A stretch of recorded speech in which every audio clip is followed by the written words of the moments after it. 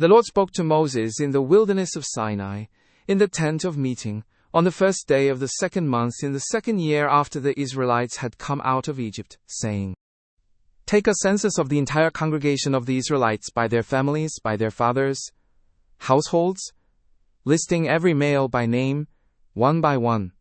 You and Aaron are to count all the men in Israel who are 20 years old or more, and able to serve in the army, according to their divisions.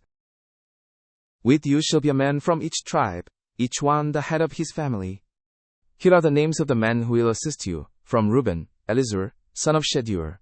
From the tribe of Simeon, Shelumiel, son of Zurishaddai. From the tribe of Judah, Nashan, son of Amminadab. From the tribe of Issachar, Nethanel, son of Zuar. From the tribe of Zebulun, Eliab, son of Helon. Out of the descendants of Joseph. From Ephraim, Elishama the son of Ammihud. From Manasseh, Gamaliel the son of Pedahah. From the tribe of Benjamin, Abidan, son of Gideoni. From the tribe of Dan, Ahiezer, son of Ammishaddai. From the tribe of Asher, Pagiel, son of Okran. From the tribe of Gad, Eliasaph, son of Deuel. From the tribe of Naphtali, Ahira, son of Enan. These were the men appointed from the community, the leaders of their fathers' tribes. They were the heads of the clans of Israel. Moses and Aaron gathered these men who had been designated by name, and they assembled the whole congregation on the first day of the second month. They registered by ancestry in their families, by their fathers' households, according to the number of names, from 20 years old and upward, one by one, as the Lord had commanded Moses. So he counted them in the wilderness of Sinai. From the descendants of Reuben, Israel's firstborn, all the men 20 years old or more who were able to serve in the army were listed by name, one by one, according to the records of their clans and families. The count from the tribe of Reuben was 46, 500. From the descendants of Simeon, all the men 20 years old or more who were eligible for military service were counted and listed by name, one by one, according to the records of their clans and families. The count from the tribe of Simeon was 59, 300. From the descendants of Gad, all the men 20 years old or more who were eligible for military service were listed by name, according to the records of their clans and families. The count from the tribe of Gad was 45, 650. From the descendants of Judah, all the men 20 years old or more who were eligible for military service were listed by name, according to the records of their clans and families. The count from the tribe of Judah was 74, 600. From the descendants of Issachar, all the men 20 years old or more who were eligible for military service were listed by name, according to the records of their clans and families. The count from the tribe of Issachar was 54, 400. From the descendants of Zebulun, all the men 20 years old or more who were eligible for military service were listed by name, according to the records of their clans and families. The count from the tribe of Zebulun was 57, 400. Out of descendants of Joseph, from the tribe of Ephraim, all the eligible men 20 years old or more who were capable of military service were listed by name, according to the records of their clans and families. The count from the tribe of Ephraim was 40, 500. From the descendants of Manasseh, all the men 20 years old or more who were eligible for military service were listed by name, according to the records of their clans and families. The count from the tribe of Manasseh was 32, 200. From the descendants of Benjamin, all the men 20 years old or more who were eligible for military service were listed by name, according to the records of their clans and families. The count from the tribe of Benjamin was 35, 400. From the descendants of Dan, all the men 20 years old or more who were eligible for military service were listed by name, according to the records of their clans and families. The count from the tribe of Dan was 62, 700. From the descendants of Asher, all the men 20 years old or more who were eligible for military service were listed by name, according to the records of their clans and families. The count from the tribe of Asher was 41, 500. From the descendants of Naphtali, all the men 20 years old or more who were eligible for military service were listed by name, according to the records of their clans and families. The count from the tribe of Naphtali was 53, 400. These were the men counted by Moses and Aaron, with the leaders of Israel, 12 men, each representing his father's household. All the Israelites 20 years old or more who were eligible for military service in Israel's army were counted according to their families. Their total number was 603, 550. The tribe of Levi, however, was not counted along with the others. For the Lord had spoken to Moses, instructing him, "You are not to count the tribe of Levi or include them in the census of the other Israelites. Instead, appoint the Levites over the tabernacle of the testimony, over all its furnishings and everything that belongs to it. They are to carry the tabernacle and all its furnishings. They are to take care of it and camp around it. Whenever the tabernacle is to move, the Levites are to take it down, and whenever it is to be set up, the Levites shall do it. Any outsider who approaches it shall be put to death. The Israelites are to camp by their divisions, each man by his own camp, and each man by his own standard. But the Levites shall camp around the tabernacle of the testimony, so that there will be no divine wrath against the congregation of the Israelites. The Levites shall be responsible for the service to the tabernacle of the testimony." The Israelites did all this just as the Lord instructed Moses. The Lord then spoke to Moses and Aaron, saying, "The Israelites shall camp around the tent of meeting, each by their own flag, with the banners of their families, at a distance. On the east side, towards the sunrise, shall be the divisions of the camp of Judah, under their flag. The leader of the people of Judah is Nahshon son of Amminadab. His company of men numbered 74, 600. Next to them shall camp the tribe of Issachar. The leader of the people of Issachar is Netanel son of Zuar. His company of men numbered 54, 400. Following them shall be the tribe of Zebulun. The leader of the people of Zebulun is Eliab son of Helon. His company of men numbered 57, 400. All the men assigned to the camp of Judah, according to their divisions, number 186, 400. They shall set out first. On the south side shall be the divisions of the camp of Reuben, under their flag. The leader of the people of Reuben is Elizur son of Shujur. His company of men numbered 46, 500. Next to them shall camp the tribe of Simeon. The leader of the people of Simeon is Shelumiel son of Jurishadai. His company of men numbered 59, 300. Following them shall be the tribe of Gad. The leader of the people of Gad is Eliasaph son of Deuel. His company of men numbered 45, 650. All the men assigned to the camp of Reuben, according to their divisions, number 151, 450. They shall set out second. Then the tent of meeting, with the camp of the Levites, shall set out in the midst of the camps. Then the camp of the Levites set out in the same order as they camp, each in their own place by their flag. On the west side shall be the divisions of the camp of Ephraim, under their flag. The leader of the people of Ephraim is Elishama, son of Ammihud. His company of men numbered 40, 500.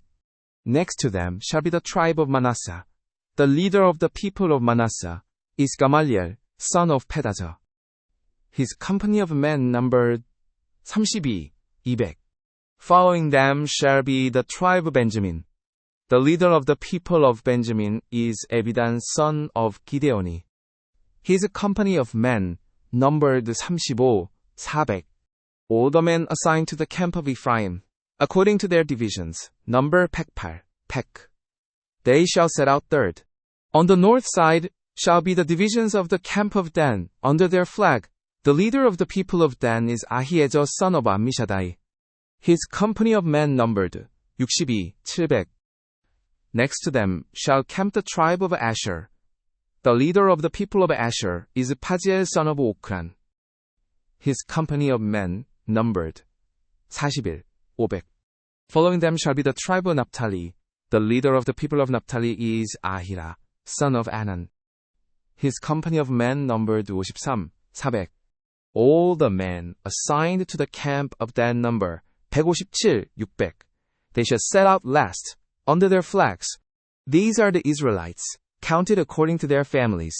The total number of men in the camps, by their divisions, is 603, 550. The Levites, however, were not counted among the other Israelites, as the Lord commanded Moses. Thus the Israelites did everything the Lord commanded Moses. They camped by their flags and set out, each with their family and clan. These are the records of the family of Aaron and Moses at the time when the Lord spoke to Moses on Mount Sinai. Aaron's sons were Nadab, the firstborn, Abihu, Eleazar, and Ithamar. These were the names of Aaron's sons, the anointed priests, who were ordained to serve as priests. However, Nadab and Abihu died in the presence of the Lord when they offered unauthorized fire before him in the wilderness of Sinai, and they had no sons. So Eleazar and Ithamar served as priests during the lifetime of their father Aaron. The Lord then spoke to Moses, saying, "Bring the tribe of Levi forward and present them before Aaron the priest, that they may assist him. They shall perform duties for him and for the whole congregation at the tent of meeting by doing the work of the tabernacle. They are responsible for all the furnishings of the tent of meeting, fulfilling the obligations of the Israelites by managing the work of the tabernacle. Assign the Levites to Aaron and his sons. They are exclusively given to him from among the Israelites. Appoint Aaron and his sons to serve as priests, but the layman who approaches the sanctuary shall be put to death." The Lord again spoke to Moses, saying, "Behold, I have taken the Levites from among the Israelites. In place of every firstborn, the firstborn of the womb, among the sons of Israel, the Levites shall be mine. For all the firstborn are mine. On the day I struck down all the firstborn in the land of Egypt, I sanctified to myself all the firstborn in Israel, both human and animal. They shall be mine. I am the Lord." The Lord addressed Moses in the wilderness of Sinai, "Count the sons of Levi by their families and clans. Every male from a month old and upward you shall count." So Moses numbered them according to the word of the Lord, just as he had been instructed. These are the sons of Levi by their names, Gershon, Kohath, and Merari. These are the sons of Gershon by their families, Libni and Shimei. The descendants of Kohath by their families included Amram, Izhar, Hebron, and Uzziel. The sons of Merari by their families were Mahli and Mushi. These are the families of the Levites according to their fathers' households. From Gershon came the families of the Libnites and the Shimeites. These were the families of the Gershonites. Their numbered men, in the counting of every male from a month old and upward, were 500. The Gershonite families were to set up their camp westward, behind the tabernacle.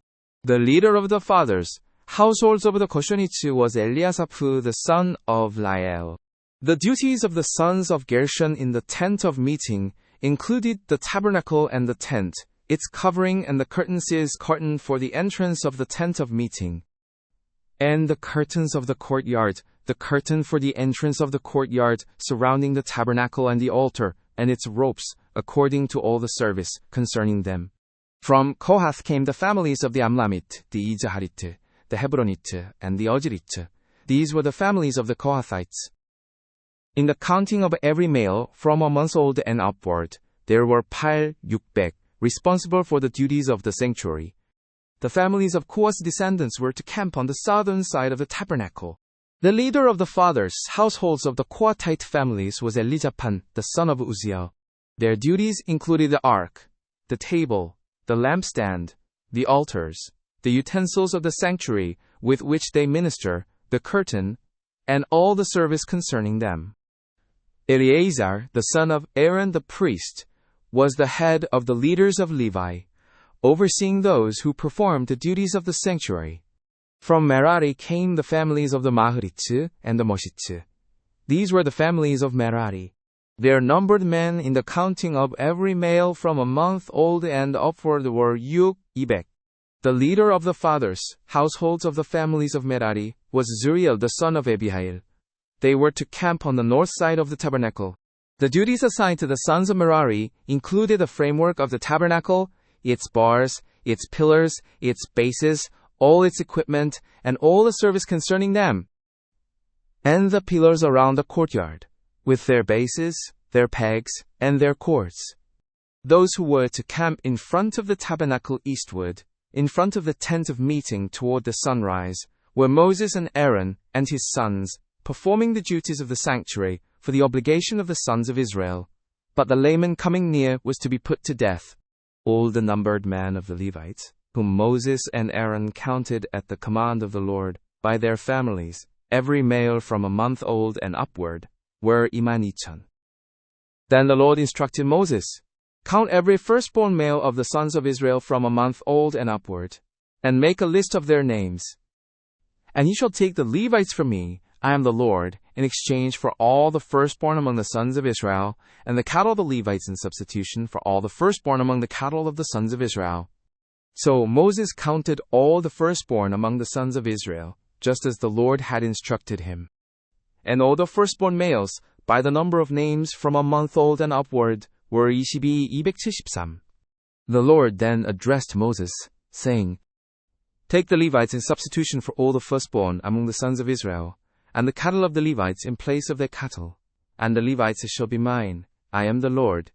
And as a redemption price for the 273 of the firstborn of the sons of Israel, who exceed the number of the Levites, you shall collect 5 shekels for each individual. You shall take them according to the shekel of the sanctuary. The shekel is 20 gerahs. And you shall hand over the money, the redemption price of those who are in excess among them, to Aaron and to his sons." So Moses collected the redemption money from those who exceeded the number of those redeemed by the Levites.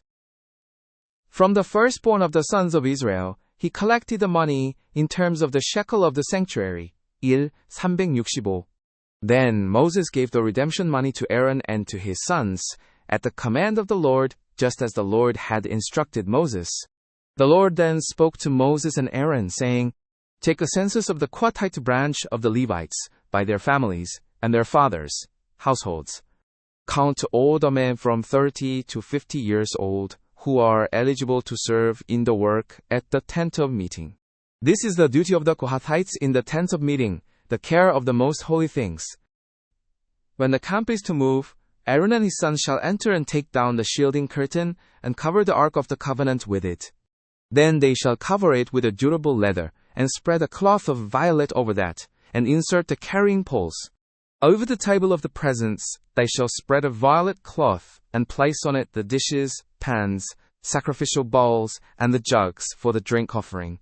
The continual bread shall remain on it. They shall spread a scarlet cloth over these, cover them with a durable leather, and insert the carrying poles. They shall take a violet cloth and cover the lampstand for the light, along with its lamps, wick trimmers, trays, and all its oil containers. Then they shall put it and all its utensils in a covering of durable leather, and place it on the carrying frame. Over the gold altar they shall spread the violet cloth and cover it with a durable leather, and insert the carrying poles. They shall take all the articles used for ministering in the sanctuary, wrap them in a violet cloth, cover them with a durable leather, and place them on a carrying frame. They shall remove the ashes from the bronze altar, and spread a purple cloth over it. Then they shall place on it all the utensils used for ministering at the altar, including the fire pans, forks, shovels, and basins. Over it, they shall spread the covering of durable leather and insert the carrying poles. After Aaron and his sons have finished covering the holy objects and all the furnishings of the sanctuary, when the camp is set to move, the Kohathites shall come to carry them, but they must not touch the holy things, or they will die. These are the items in the tent of meeting that the Kohathites are to carry. Eleazar, son of Aaron the priest, shall be in charge of the oil for the light, the fragrant incense, the regular grain offering, and the anointing oil. He shall oversee the entire tabernacle and everything in it, including its holy furnishings and articles. The Lord communicated with Moses and Aaron, saying, "Ensure that the Kohathite tribal clans are not cut off from among the Levites. To ensure they live and do not die when they approach the most holy things, do this for them. Aaron and his sons shall enter and assign each man his work and what he is to carry. However, the Kohathites must not approach and gaze upon the holy things, even briefly, lest they perish. The Lord communicated with Moses, saying, "Take a census of the Koshonites also, by their families and their fathers' households. Count all the men from 30 to 50 years old, who are eligible to perform service in the work at the tent of meeting." This is what the Koshonite clans are responsible for in their carrying and other duties. They shall carry the curtains of the tabernacle, the tent of meeting with its covering, and the outer covering of durable leather, and the curtain for the entrance to the tent of meeting, and the curtains of the courtyard surrounding the tabernacle and altar, the curtain for the entrance to the courtyard, the ropes, and all the equipment used in their service. The Koshonites shall perform all that needs to be done with these things. All their service, whether carrying or doing other work, shall be performed under the direction of Aaron and his sons. You shall assign to them all their duties and responsibilities. This is the service of the Koshonite clans at the tent of meeting. Their duties shall be under the direction of Ithamar, son of Aaron the priest. Count the Merarite by their clans and their fathers' households. Count all the men from 30 to 50 years old who are eligible to serve in the work at the tent of meeting. This is their duty as part of all their service at the tent. They are to carry the frames of the tabernacle, its crossbars, posts, and bases, as well as the posts of the surrounding courtyard with their bases, tent pegs, ropes, all their equipment, and everything related to their use. Assign to each man by name the specific items he is to carry. This is what the Merarite clans are responsible for, as they work at the tent of meeting, under the direction of Ithamar, son of Aaron, the priest. Moses, Aaron, and the leaders of the community counted the Kohathites by their clans and their fathers' households. All the men from 30 to 50 years old who could enter the service for work at the tent of meeting, numbered by their clans, were 750. This was the total of all those in the Kohathite clans who served at the tent of meeting, counted by Moses and Aaron, according to the Lord's command through Moses. The Koshonites were counted by their clans and their fathers' households. All the men from 30 to 50 years old who could enter the service for work at the tent of meeting, numbered by their clans and their fathers' households, were 630. This was the total of those in the Koshonite clans who served at the tent of meeting, counted by Moses and Aaron, according to the Lord's command. The Merarite were counted by their clans and their fathers' households. All the men from 30 to 50 years old who could enter the service for work at the tent of meeting, numbered by their clans, were 200. This was the total of those in the Merarite clans, counted by Moses and Aaron, according to the Lord's command through Moses. So Moses, Aaron, and the leaders of Israel counted all the Levites by their clans and their fathers' households. All the men from 30 to 50 years old who could enter to do the work of serving and carrying in the tent of meeting. They numbered 580. At the Lord's instruction through Moses, each was assigned his work and told what to carry. Thus they were counted, as the Lord directed Moses. The Lord then spoke to Moses with these words: "Instruct the Israelites to remove from the camp everyone who has a defiling skin disease, anyone with a discharge, and anyone who is unclean due to contact with a dead body. You shall send both male and female outside the camp so that they do not defile the camp where I dwell among them." The Israelites acted accordingly and sent them outside the camp. They did just as the Lord had instructed Moses. The Lord then spoke to Moses with these words: "Speak to the Israelites. When a man or woman commits any sin against another, thereby being unfaithful to the Lord, and becomes guilty, they must confess the sin they have committed. They shall make full restitution for their wrongdoing, adding a fifth to its value, and give it to the person they have wronged. If the person has no close relative to whom restitution can be made, the restitution belongs to the Lord and must be given to the priest, along with the ram for atonement for the wrongdoer. Every sacred contribution the Israelites bring to a priest shall belong to him. Each person's sacred gifts are their own, but whatever is given to the priest shall belong to the priest." The Lord addressed Moses with these words: "Tell the Israelites, if a man's wife strays and is unfaithful to him, and another man has sexual relations with her, and this is concealed from her husband, and her impurity is undiscovered, with no witness against her, and she has not been caught in the act. And if feelings of jealousy come over her husband, and he suspects his wife when she is impure, or if he is jealous and suspects her, although she is not impure, then he shall bring his wife to the priest, along with an offering of 1/10 of an ephah of barley flour. He shall not pour oil on it, or put incense on it, for it is a grain offering of jealousy, a reminder offering to draw attention to wrongdoing. The priest shall bring her forward and have her stand before the Lord. The priest shall take holy water in a clay jar, and put some dust from the tabernacle floor into the water. The priest shall then have the woman stand before the Lord, loosen her hair, and place in her hands the reminder offering, the grain offering of jealousy, while he holds the bitter water that brings a curse. The priest shall put the woman under oath, and say to her, "If no other man has had sexual relations with you, and you have not gone astray into impurity while married to your husband, may this bitter water that brings a curse not harm you.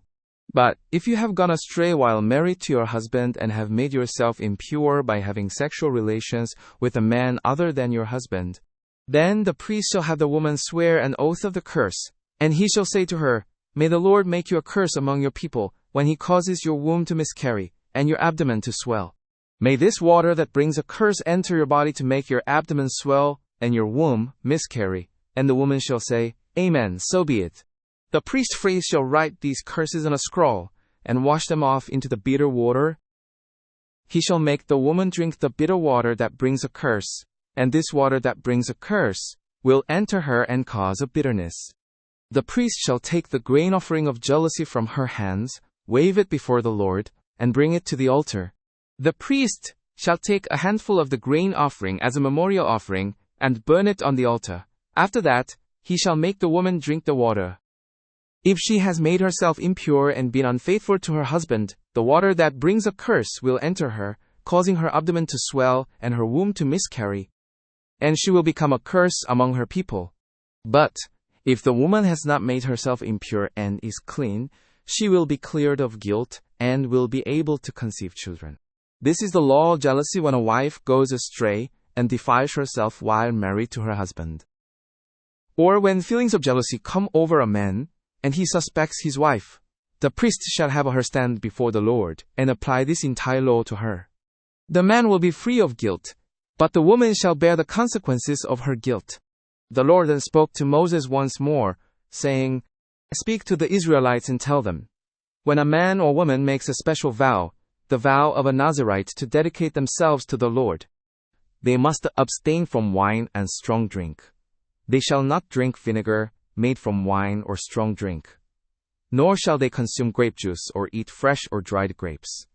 Throughout the period of their vow, they must not eat anything that comes from the grapevine, not even the seeds or skins. For the entire duration of their Nazirite vow, no razor shall touch their head. They shall be holy until the time of their dedication to the Lord is completed. They shall let their hair grow long.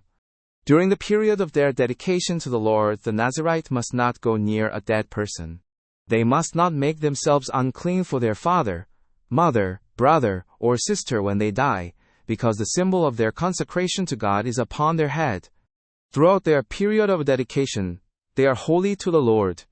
If someone dies suddenly beside them, defiling their consecrated head of hair, they must shave their head on the 7th day, the day of their cleansing. On the 8th day they shall bring 2 turtle doves or 2 young pigeons to the priest at the entrance of the tent of meeting. The priest shall offer one as a sin offering and the other as a burnt offering to make atonement for them because they sinned by being in the presence of the dead person. On that same day they shall reconsecrate their head. They must rededicate themselves to the Lord for the full period of their vow and bring a year-old male lamb as a guilt offering. The previous days do not count, as their consecration was defiled. This is the law of the Nazirite. When the period of their dedication is completed, they shall be brought to the entrance of the tent of meeting. There they shall present their offerings to the Lord, a year-old male lamb without defect for a burnt offering, a year-old ewe lamb without defect for a sin offering, and a ram without defect for a peace offering, along with a basket of unleavened bread made of fine flour mixed with oil, and unleavened wafers spread with oil, together with their grain and drink offerings. The priest shall present these before the Lord, and offer the sin offering and the burnt offering. He shall also offer the ram as a sacrifice of peace offerings to the Lord, together with the basket of unleavened bread. The priest shall also present the grain offering and drink offering. The Nazirite must then shave off their consecrated hair at the entrance of the tent of meeting, and place the hair on the fire under the sacrifice of the peace offerings. After the Nazirite has shaved off their consecrated hair, the priest is to place in their hands a boiled shoulder of the ram, one unleavened loaf, and one unleavened wafer from the basket. The priest shall then wave them as a wave offering before the Lord. They are holy and belong to the priest, along with the breast that is waved and the thigh that is presented. After this, the Nazirite may drink wine. This is the law of the Nazirite who vows offerings to the Lord according to their dedication, in addition to whatever else they can afford. They must fulfill the vow they have made, according to the law of their consecration. The Lord then spoke to Moses, saying, "Speak to Aaron and his sons, saying, This is how you are to bless the Israelites. Say to them, May the Lord bless you and keep you. May the Lord let his face shine upon you and show you his favor. May the Lord look upon you with kindness and grant you peace. In this way they shall invoke my name upon the Israelites, and I will bless them." On the day that Moses completed setting up the tabernacle, he anointed and consecrated it along with all its furnishings, and the altar and all its utensils. He anointed and consecrated them too. Then the leaders of Israel, the heads of their fathers' households, who were the tribal leaders supervising those who were counted, made offerings. They brought their offerings before the Lord, 6 covered carts and 12 oxen, 1 ox from each leader and a cart from every 2 leaders. They presented these before the tabernacle. Then the Lord spoke with Moses, saying, "Accept these from them, that they may be used in the service of the tent of meeting. Distribute them to the Levites according to each man's service." Thus, Moses received the carts and oxen, and distributed them to the Levites. He gave 2 carts and 4 oxen to the sons of Gershon, according to their service. And he gave 4 carts and 8 oxen to the sons of Merari, according to their service, under the supervision of Itamar, son of Aaron the priest. But he did not give any to the sons of Kohath, because they were responsible for the holy objects, which they carried on their shoulders. The leaders brought their offerings for the dedication of the altar when it was anointed, presenting them before the altar. The Lord instructed Moses, "Each day 1 leader shall bring his offering for the dedication of the altar." On the first day, Nahshon son of Amminadab, of the tribe of Judah, presented his offering. His offering consisted of 1 silver dish weighing 130 shekels, and 1 silver bowl weighing 70 shekels, both according to the sanctuary shekel, filled with fine flour mixed with oil as a grain offering. 1 gold pan weighing 10 shekels, filled with incense. A young bull, a ram, and a male lamb, a year-old for a burnt offering. A single male goat for a sin offering. And for the peace offerings, 2 oxen, 5 rams, 5 male goats, and 5 male lambs a year-old. This was the offering of Nahshon son of Amminadab. On the second day, Nethanel son of Zuar, leader of Issachar, presented his offering. His offering was 1 silver dish weighing 130 shekels, and 1 silver bowl weighing 70 shekels, both according to the sanctuary shekel, filled with fine flour mixed with oil as a grain offering. 1 gold pan weighing 10 shekels, filled with incense. A young bull, a ram, and a male lamb a year-old, for a burnt offering. A single male goat, for a sin offering. And for the peace offerings, 2 oxen, 5 rams, 5 male goats, and 5 male lambs a year-old. This was the offering of Nethanel son of Zuar. On the third day, Eliab son of Helon, leader of the people of Zebulun, brought his offering.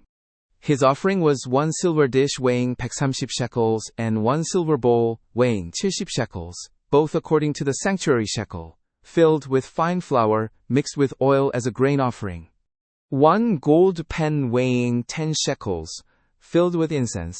a young bull, a ram, and a male lamb a year old for a burnt offering, a single male goat for a sin offering, and for the peace offerings 2 oxen, 5 rams, 5 male goats, and 5 male lambs a year old. This was the offering of Eliab son of Helon. On the 4th day, Elizur son of Shedeur, leader of the people of Reuben, brought his offering. His offering was 1 silver dish weighing 130 shekels, and 1 silver bowl weighing 70 shekels, both according to the sanctuary shekel, filled with fine flour mixed with oil as a grain offering. 1 gold pan weighing 10 shekels, filled with incense. A young bull, a ram, and a male lamb a year old, for a burnt offering. A single male goat for a sin offering.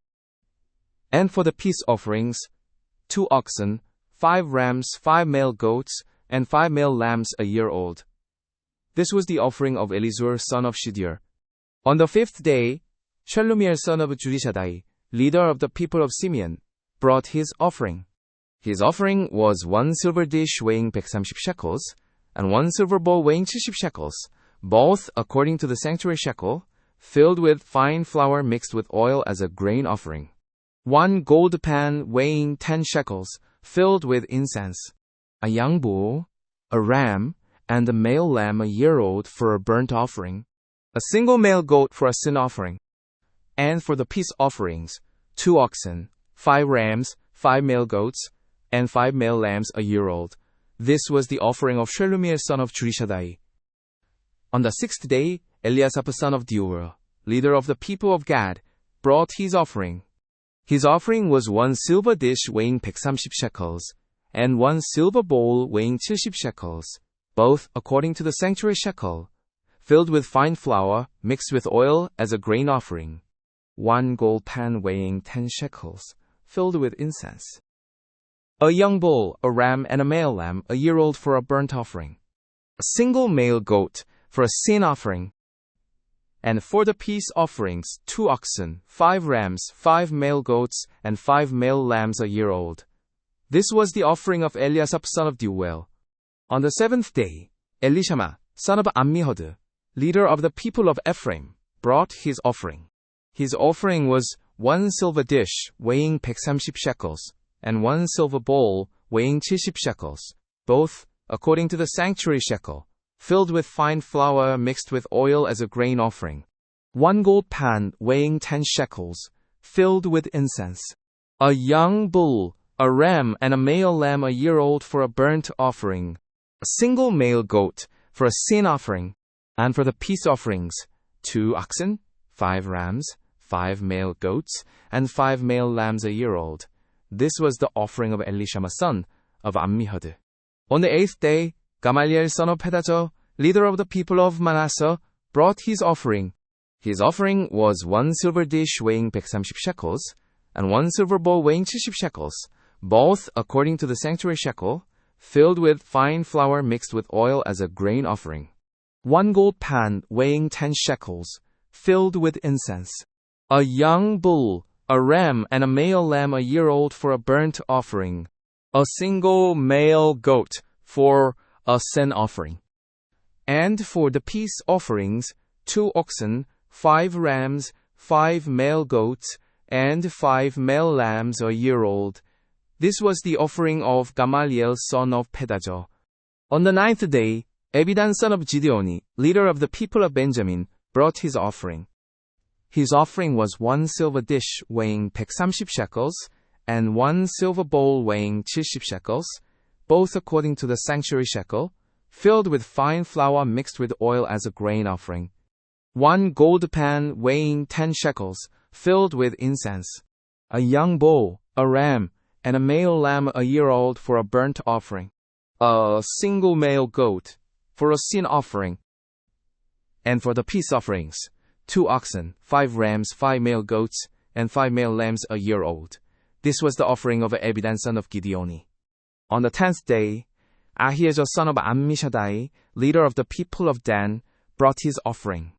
His offering was 1 silver dish weighing 130 shekels and 1 silver bowl weighing 70 shekels, both according to the sanctuary shekel, filled with fine flour mixed with oil as a grain offering. 1 gold pan weighing 10 shekels, filled with incense, a young bull, a ram, and a male lamb a year old for a burnt offering, a single male goat for a sin offering, and for the peace offerings, 2 oxen, 5 rams, 5 male goats, and 5 male lambs a year old. This was the offering of Ahiezer son of Ammishaddai. On the 11th day, Pagiel son of Okran, leader of the people of Asher, brought his offering. His offering was 1 silver dish weighing 130 shekels, and 1 silver bowl weighing 70 shekels, both according to the sanctuary shekel, filled with fine flour mixed with oil as a grain offering. 1 gold pan weighing 10 shekels, filled with incense, a young bull, a ram, and a male lamb a year old for a burnt offering, a single male goat for a sin offering, and for the peace offerings 2 oxen, 5 rams, 5 male goats, and 5 male lambs a year old. This was the offering of Pagiel son of Okran. On the 12th day, Ahira son of Enan, leader of the people of Naphtali, brought his offering. His offering was 1 silver dish weighing 130 shekels, and 1 silver bowl weighing 70 shekels, both according to the sanctuary shekel, filled with fine flour mixed with oil as a grain offering. 1 gold pan weighing 10 shekels, filled with incense, a young bull, a ram, and a male lamb a year old for a burnt offering, a single male goat for a sin offering. And for the peace offerings, 2 oxen, 5 rams, 5 male goats, and 5 male lambs a year old. This was the offering of Ahira, son of Enan. These were the offerings of the Israelite leaders for the dedication of the altar when it was anointed: 12 silver dishes, 12 silver bowls, and 12 gold pans. Each silver dish weighed 130 shekels, and each bowl 70 shekels. Altogether, the silver of these utensils weighed 400 shekels, according to the sanctuary shekel. The 12 gold pans, filled with incense, weighed 10 shekels each, according to the sanctuary shekel. Altogether, the gold of the pans weighed 120 shekels. The total number of animals for the burnt offering came to 12 young bulls, 12 rams, and 12 male lambs a year old, along with their grain offering. 12 male goats were used for the sin offering. The total number of animals for the peace offerings came to 24 oxen, 60 rams, 60 male goats, and 60 male lambs a year old. These were the offerings for the dedication of the altar after it was anointed. When Moses entered the tent of meeting to speak with the Lord, he heard the voice speaking to him from above the atonement cover on the ark of the testimony, from between the 2 cherubim. Thus the Lord spoke to him. Then the Lord spoke to Moses with these words: "Speak to Aaron and instruct him, when you arrange the lamps, ensure that all 7 illuminate the area in front of the lampstand." Aaron complied. He arranged the lamps to face forward on the lampstand, just as the Lord had instructed Moses. This is the craftsmanship of the lampstand. It was crafted from hammered gold, from its base to its decorative blossoms. It was made according to the pattern the Lord had shown Moses. The Lord addressed Moses again with these words: "Select the Levites from among the Israelites and purify them. To cleanse them, do the following: sprinkle them with purifying water, have them shave their entire bodies with a razor, and wash their clothes. Thus they will purify themselves. Have them take a bowl with its grain offering of fine flour mixed with oil, and take a second bowl for a sin offering. Bring the Levites to the front of the tent of meeting, and gather the entire Israelite community. Present the Levites before the Lord, and the Israelites shall lay their hands on the Levites. Aaron shall present the Levites before the Lord as a wave offering from the Israelites, so that they may be ready to perform the service of the Lord. The Levites shall lay their hands on the heads of the bulls, then offer one as a sin offering and the other as a burnt offering to the Lord, to make atonement for the Levites. Have the Levites stand before Aaron and his sons and present them as a wave offering to the Lord. In this manner, you shall set the Levites apart from the other Israelites, and the Levites shall be mine. After you have purified the Levites and presented them as a wave offering, they may come to serve at the tent of meeting. They are given entirely to me from among the Israelites. I have taken them for myself, instead of the firstborn of every womb, the firstborn of all the Israelites. For every firstborn in Israel, both human and animal, is mine. On the day I struck down all the firstborn in Egypt, I set them apart for myself. I have taken the Levites instead of every firstborn among the Israelites. I have given the Levites as a gift to Aaron and his sons from among the Israelites, to perform the service at the tent of meeting on behalf of the Israelites, and to make atonement for them, so that no affliction will come upon the Israelites when they approach the sanctuary. Moses, Aaron, and the entire Israelite community did with the Levites, just as the Lord commanded Moses. The Levites purified themselves and washed their clothes. Aaron presented them as a wave offering before the Lord, and made atonement for them to cleanse them. Afterwards, the Levites went in to perform their duties at the tent of a meeting under the supervision of Aaron and his sons. They did with the Levites, just as the Lord commanded Moses. The Lord addressed Moses with these words. This is what applies to the Levites.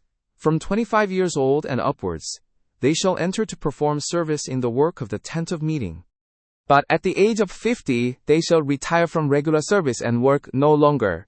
They may assist their brothers in fulfilling their duties at the tent of meeting, but they shall not perform the work themselves. This is how you shall assign the responsibilities of the Levites. The Lord spoke to Moses in the wilderness of Sinai, during the first month of the second year after they had left Egypt, saying, The Israelites are to observe the Passover at its designated time. On the 14th day of this month, at twilight, you shall keep it at its appointed time. You shall observe it according to all its statutes and regulations. So Moses instructed the Israelites to observe the Passover. And they did so in the wilderness of Sinai, at twilight on the 14th day of the first month, in accordance with all that the Lord had commanded Moses, the Israelites did. However, some men were unclean due to contact with a dead body, and they could not observe the Passover on that day. They approached Moses and Aaron on that day, and said, We are unclean because of a dead body, but why should we be excluded from presenting the Lord's offering at its appointed time with the other Israelites? Moses responded, Wait here until I hear what the Lord commands concerning you. Then the Lord spoke to Moses and said, Speak to the Israelites, saying, If any of you or your descendants are unclean because of a dead body, or are traveling, they may still observe the Passover to the Lord. On the 14th day of the second month, at twilight, they shall observe it. They shall partake of it with unleavened bread and bitter herbs. They must not leave any of it until morning, nor break any of its bones. They must observe it according to all the statutes of the Passover. But if a person who is clean and not on a journey refrains from observing the Passover, that person shall be cut off from their people for not presenting the Lord's offering at its appointed time. They will bear the guilt of their sin. If a foreigner resides among you and wishes to observe the Passover to the Lord, they must do so according to its statutes and regulations. You shall have the same law for both the foreigner and the native born. On the day the tabernacle, the tent of the testimony, was set up, the cloud covered it.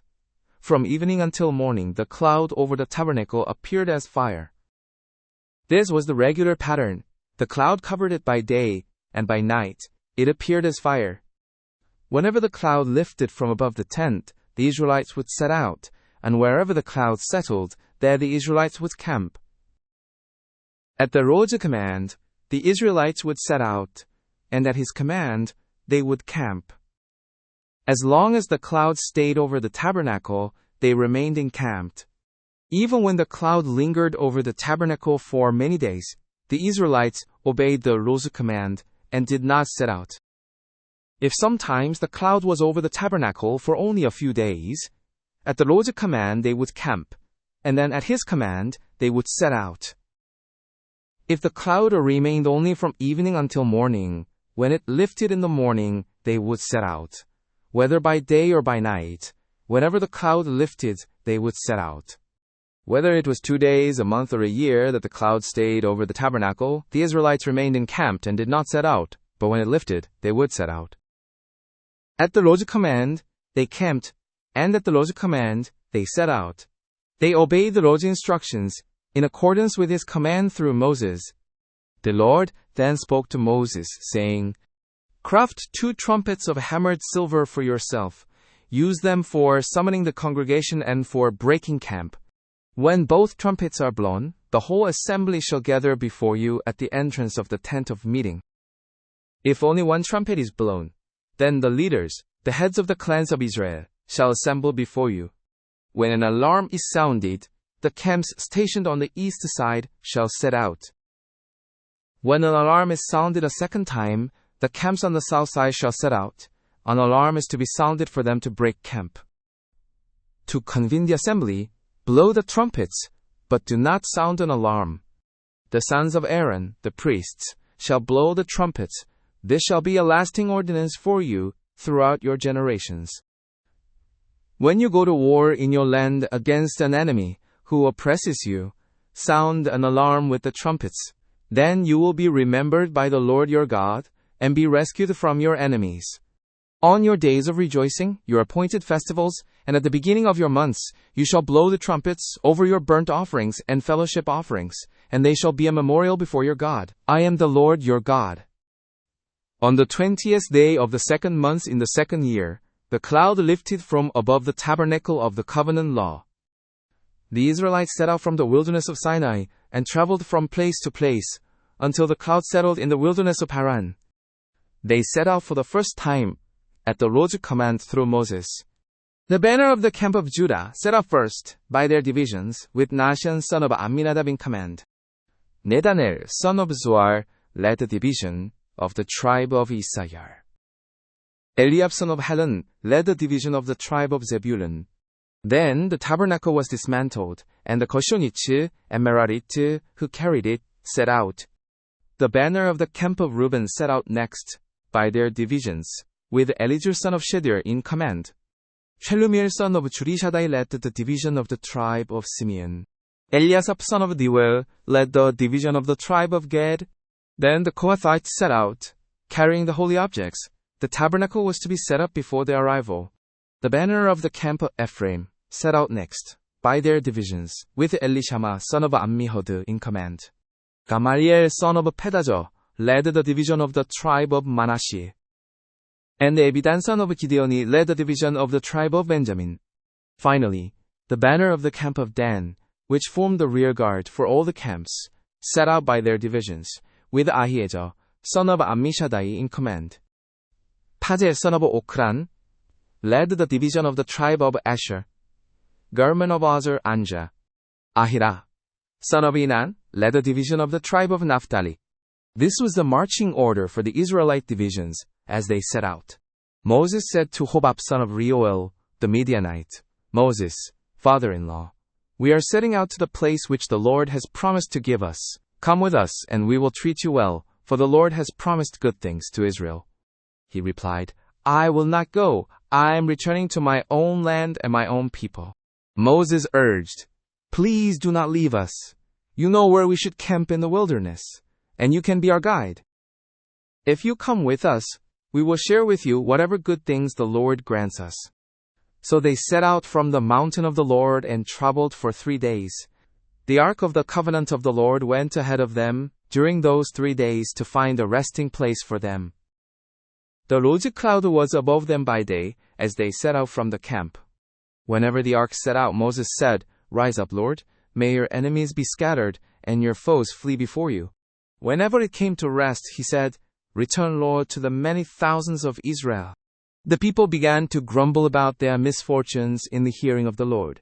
And when the Lord heard it, his anger was kindled. The fire of the Lord burned among them and consumed some at the outskirts of the camp. The people cried out to Moses, and when Moses prayed to the Lord, the fire abated. That place was therefore called Taberah, because the fire of the Lord had burned among them. The mixed multitude among them began to crave other food, and the Israelites also started weeping again, saying, Who will give us meat to eat? We remember the fish we ate freely in Egypt, the cucumbers, melons, leeks, onions, and garlic. But now our appetite is gone. There is nothing but this manna to look at. The manna was like coriander seed and had the appearance of resin.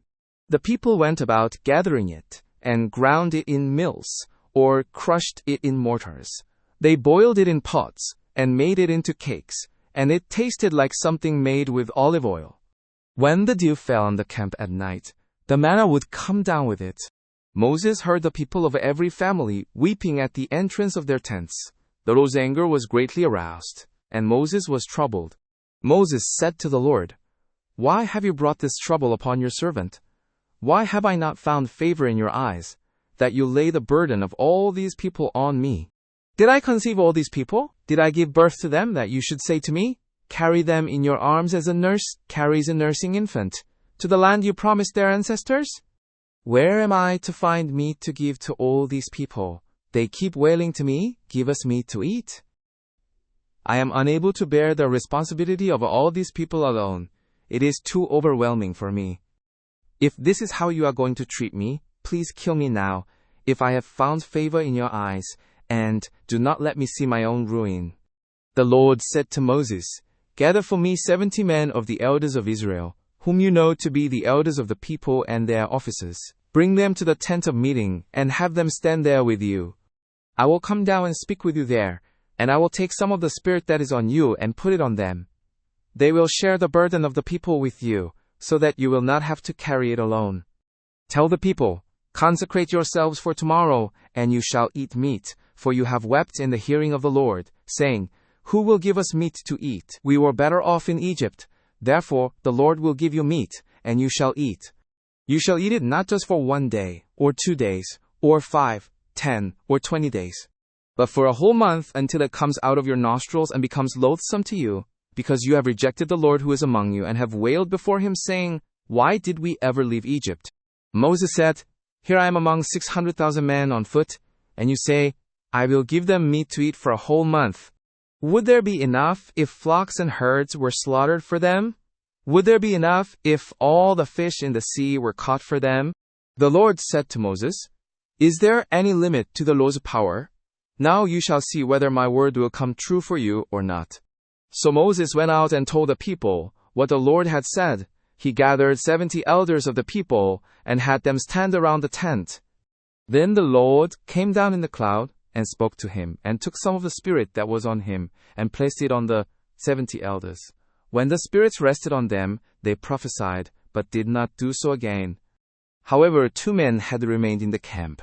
One was named Eldad and the other Medad. The Spirit also rested on them, and they prophesied in the camp. A young man hurried to Moses and informed him, "Eldad and Medad are prophesying in the camp." Joshua, son of Nun, who had been Moses' assistant from his youth, spoke up and said, "Moses, my lord, stop them." But Moses replied, "Are you concerned on my behalf? I wish that all the Bros people were prophets, and that the Lord would put his Spirit on them." Afterwards, Moses and the elders of Israel returned to the camp. A wind went out from the Lord, and brought quail from the sea, and let them fall beside the camp, about a day's journey on this side, and a day's journey on the other side, all around the camp, about 2 cubits deep on the ground. The people spent all that day, all night, and all the next day gathering the quail. The least anyone gathered was 10 homers. They spread them out all around the camp. But while the meat was still between their teeth, before it was consumed, the anger of the Lord was kindled against the people, and the Lord struck them with a severe plague. So the place was named Kibros Hattaavah, because there they buried the people who had craved other food. From Kibros Hattaavah, the people journeyed to Hazeros, where they stayed.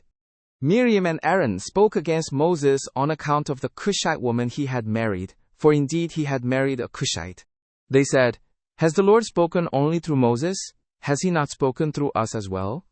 And the Lord heard it. Moses was an exceedingly humble man, more so than anyone else on the face of the earth.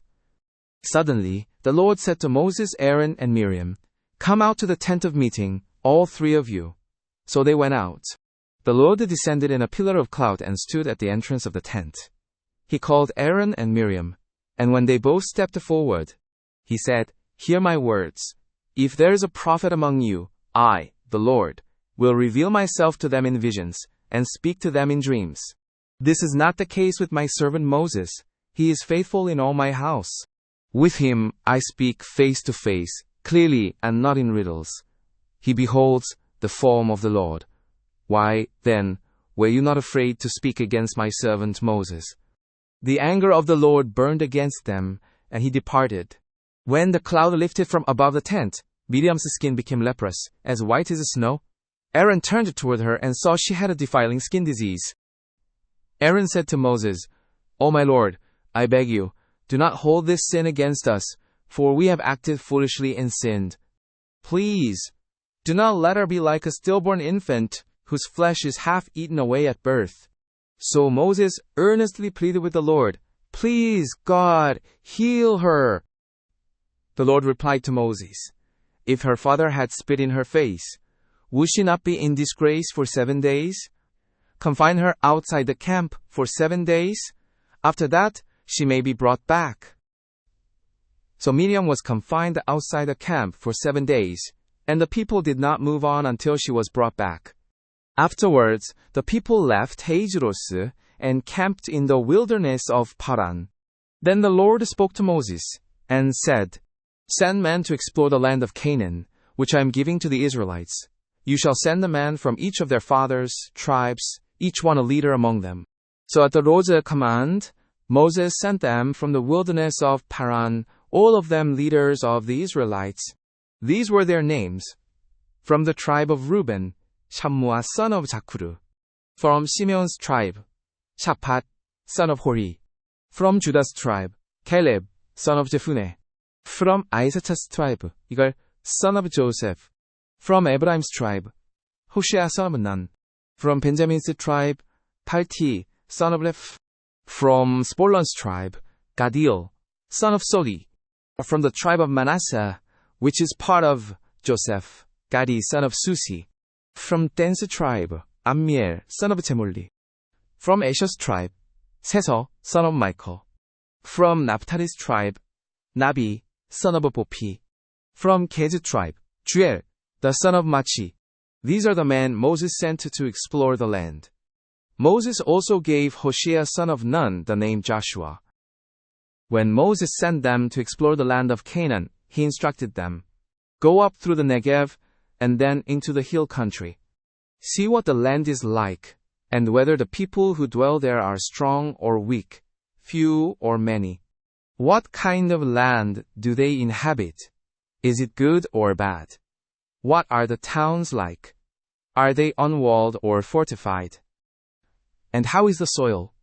Is it fertile or poor? Are there trees on it or not? Be courageous, and bring back some of the fruit of the land." Now it was the season for the first ripe grapes. So they went up and explored the land from the wilderness of Zin, as far as Leobu, towards Lebo Hamath. They went up through the Negev and came to Hebron, where Ahiman, Sheshai, and Talmai, the descendants of Anak, were Pakianek. Hebron was built 7 years before Zoan in Egypt. When they reached the valley of Eshcol, they cut off a branch bearing a single cluster of grapes. 2 of them carried it on a pole between them, along with some pomegranates and figs. That place was called the Valley of Eshcol, because of the cluster of grapes the Israelites cut off there. After 40 days, they returned from exploring the land. They came back to Moses and Aaron and the whole Israelite community at Kadesh, in the wilderness of Paran. There they reported to them, and the Israelite community at Kadesh, to the whole assembly, and community showed them the fruit of the land. They gave Moses this account: "We went into the land to which you sent us, and it certainly flows with milk and honey. Here is its fruit. However, the people who live there are powerful, and the cities are fortified and very large. We even saw the descendants of Anak there. The Amalekites live in the Negev. The Hittites, Jebusites, and Amorites dwell in the hill country, and the Canaanites live near the sea and along the Jordan." Then Caleb silenced the people before Moses and said, "We should go up and take possession of the land, for we can certainly prevail over it." But the men who had gone up with him said, "We are not able to go up against the people, for they are stronger than we are." And they spread among the Israelites a bad report about the land they had explored, saying, "The land we explored devours its inhabitants, and all the people we saw there are of great stature. We saw the Nephilim there, the descendants of Anak come from the Nephilim. We seemed like grasshoppers in our own sight, and so we appeared to them." That night, the entire congregation raised their voices and cried aloud, and the people wept. All the Israelites complained against Moses and Aaron, and the whole assembly said to them, "If only we had perished in Egypt, or even in this wilderness! Why is the Lord bringing us to this land to fall by the sword? Our wives and children will be taken as plunder. Would it not be better for us to return to Egypt?" And they said to one another, "Let us appoint a leader and go back to Egypt." Then Moses and Aaron fell face down before the whole assembly of the Israelites gathered there. Joshua son of Nun and Caleb son of Jephunneh, who were among those who had explored the land, tore their garments. And they said to the entire assembly of the Israelites, "The land we passed through and explored is exceedingly good. If the Lord finds favor with us, He will lead us into this land, a land flowing with milk and honey, and give it to us. Only do not rebel against the Lord. Do not be afraid of the people of the land, for they will be our prey. Their protection is gone, and the Lord is with us. Do not fear them." But the whole assembly discussed stoning them. Then the glory of the Lord appeared at the tent of meeting to all the Israelites. The Lord said to Moses, "How long will these people show contempt for me? How long will they refuse to believe in me, despite all the signs I have performed among them? I will strike them with a plague and destroy them, but I will make you into a nation greater and mightier than they." Moses said to the Lord, "Then the Egyptians will hear of it. By your power you brought these people up from among them. And they will tell the inhabitants of this land, 'They have heard that you, Lord, are with these people, and that you, Lord, have been seen face to face, that your cloud stays over them, and that you go before them in a pillar of cloud by day and a pillar of fire by night.' If you bring about the demise of all these people, the nations who have heard this report about you will say, 'The Lord was not able to bring these people into the land. He promised them on oath, so He destroyed them in the wilderness.' Now, let the power of the Lord be great, just as you have declared. The Lord is slow to anger, abounding in love and forgiving sin and rebellion. Yet He does not leave the guilty unpunished. He holds the children accountable for the sin of the parents to the third and fourth generation. In accordance with your great love, forgive the wrongdoing of these people, just as you have pardoned them from the time they left Egypt until now." The Lord replied, "I have pardoned them, as you requested.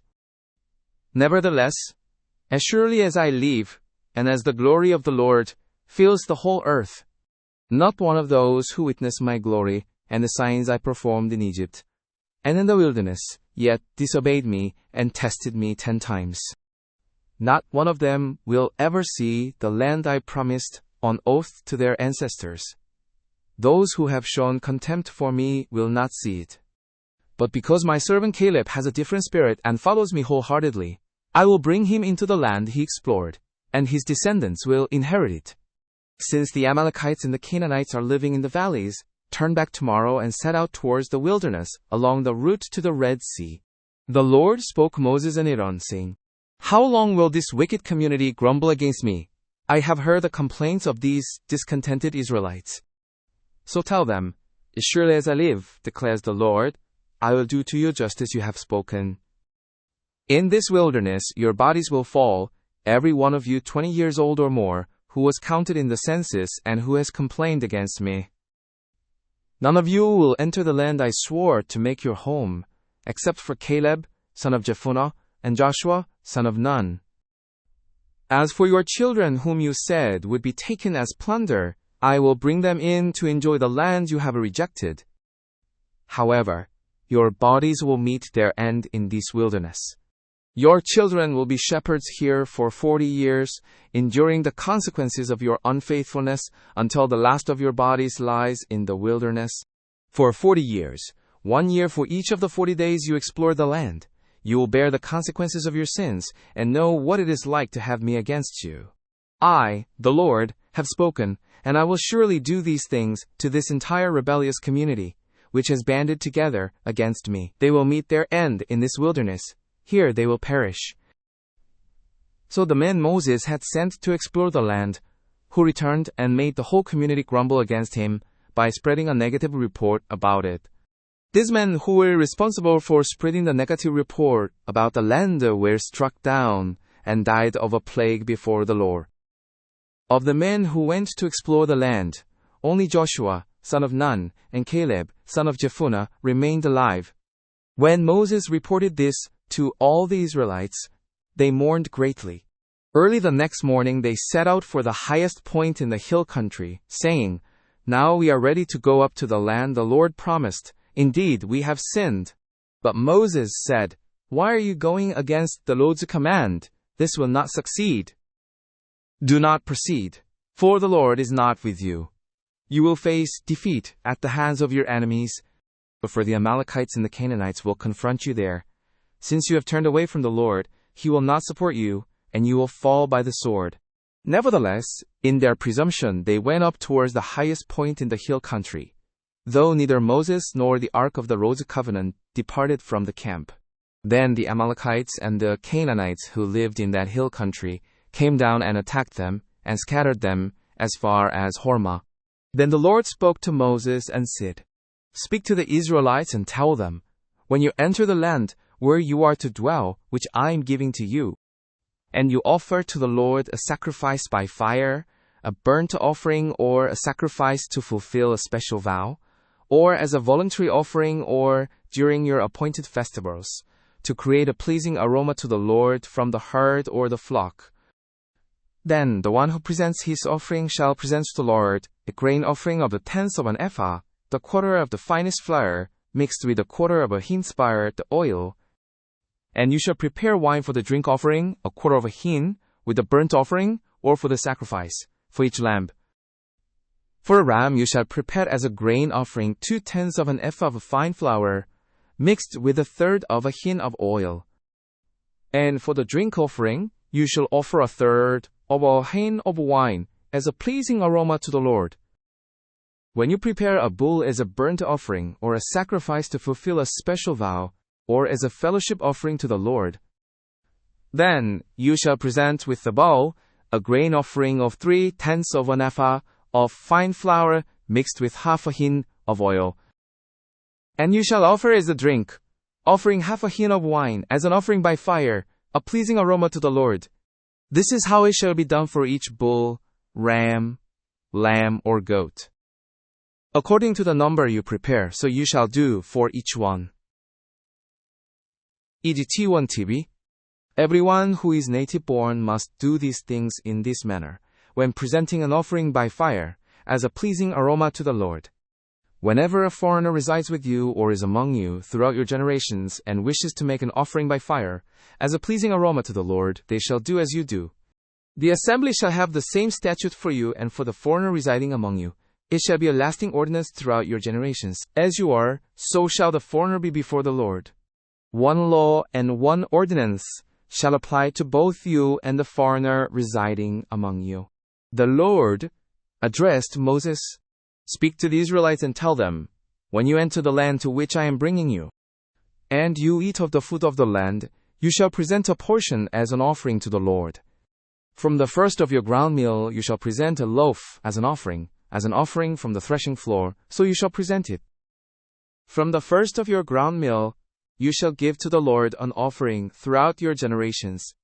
But if you unintentionally fail to keep any of these commands the Lord gave Moses, any of the Lord's commands to you through Moses, from the day the Lord gave them, and continuing through the generations to come, and if this is done unintentionally without the community being aware of it, then the whole community is to offer a young bull for a burnt offering, as a pleasing aroma to the Lord, along with its prescribed grain offering and drink offering, and a male goat for a sin offering.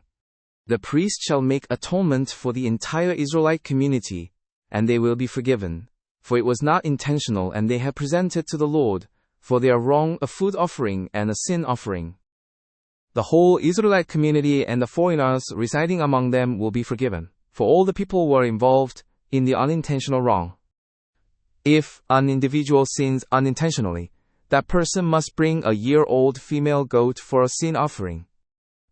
The priest shall make atonement before the Lord for the one who erred by sinning unintentionally, and when atonement has been made, that person will be forgiven. One law applies to everyone who sins unintentionally, whether a native-born Israelite or a foreigner residing among you. However, anyone who sins defiantly, whether native-born or foreigner, shows contempt for the Lord and must be separated from the people of Israel.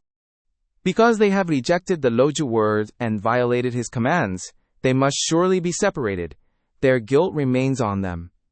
While the Israelites were in the wilderness, they encountered a man gathering wood on the Sabbath day.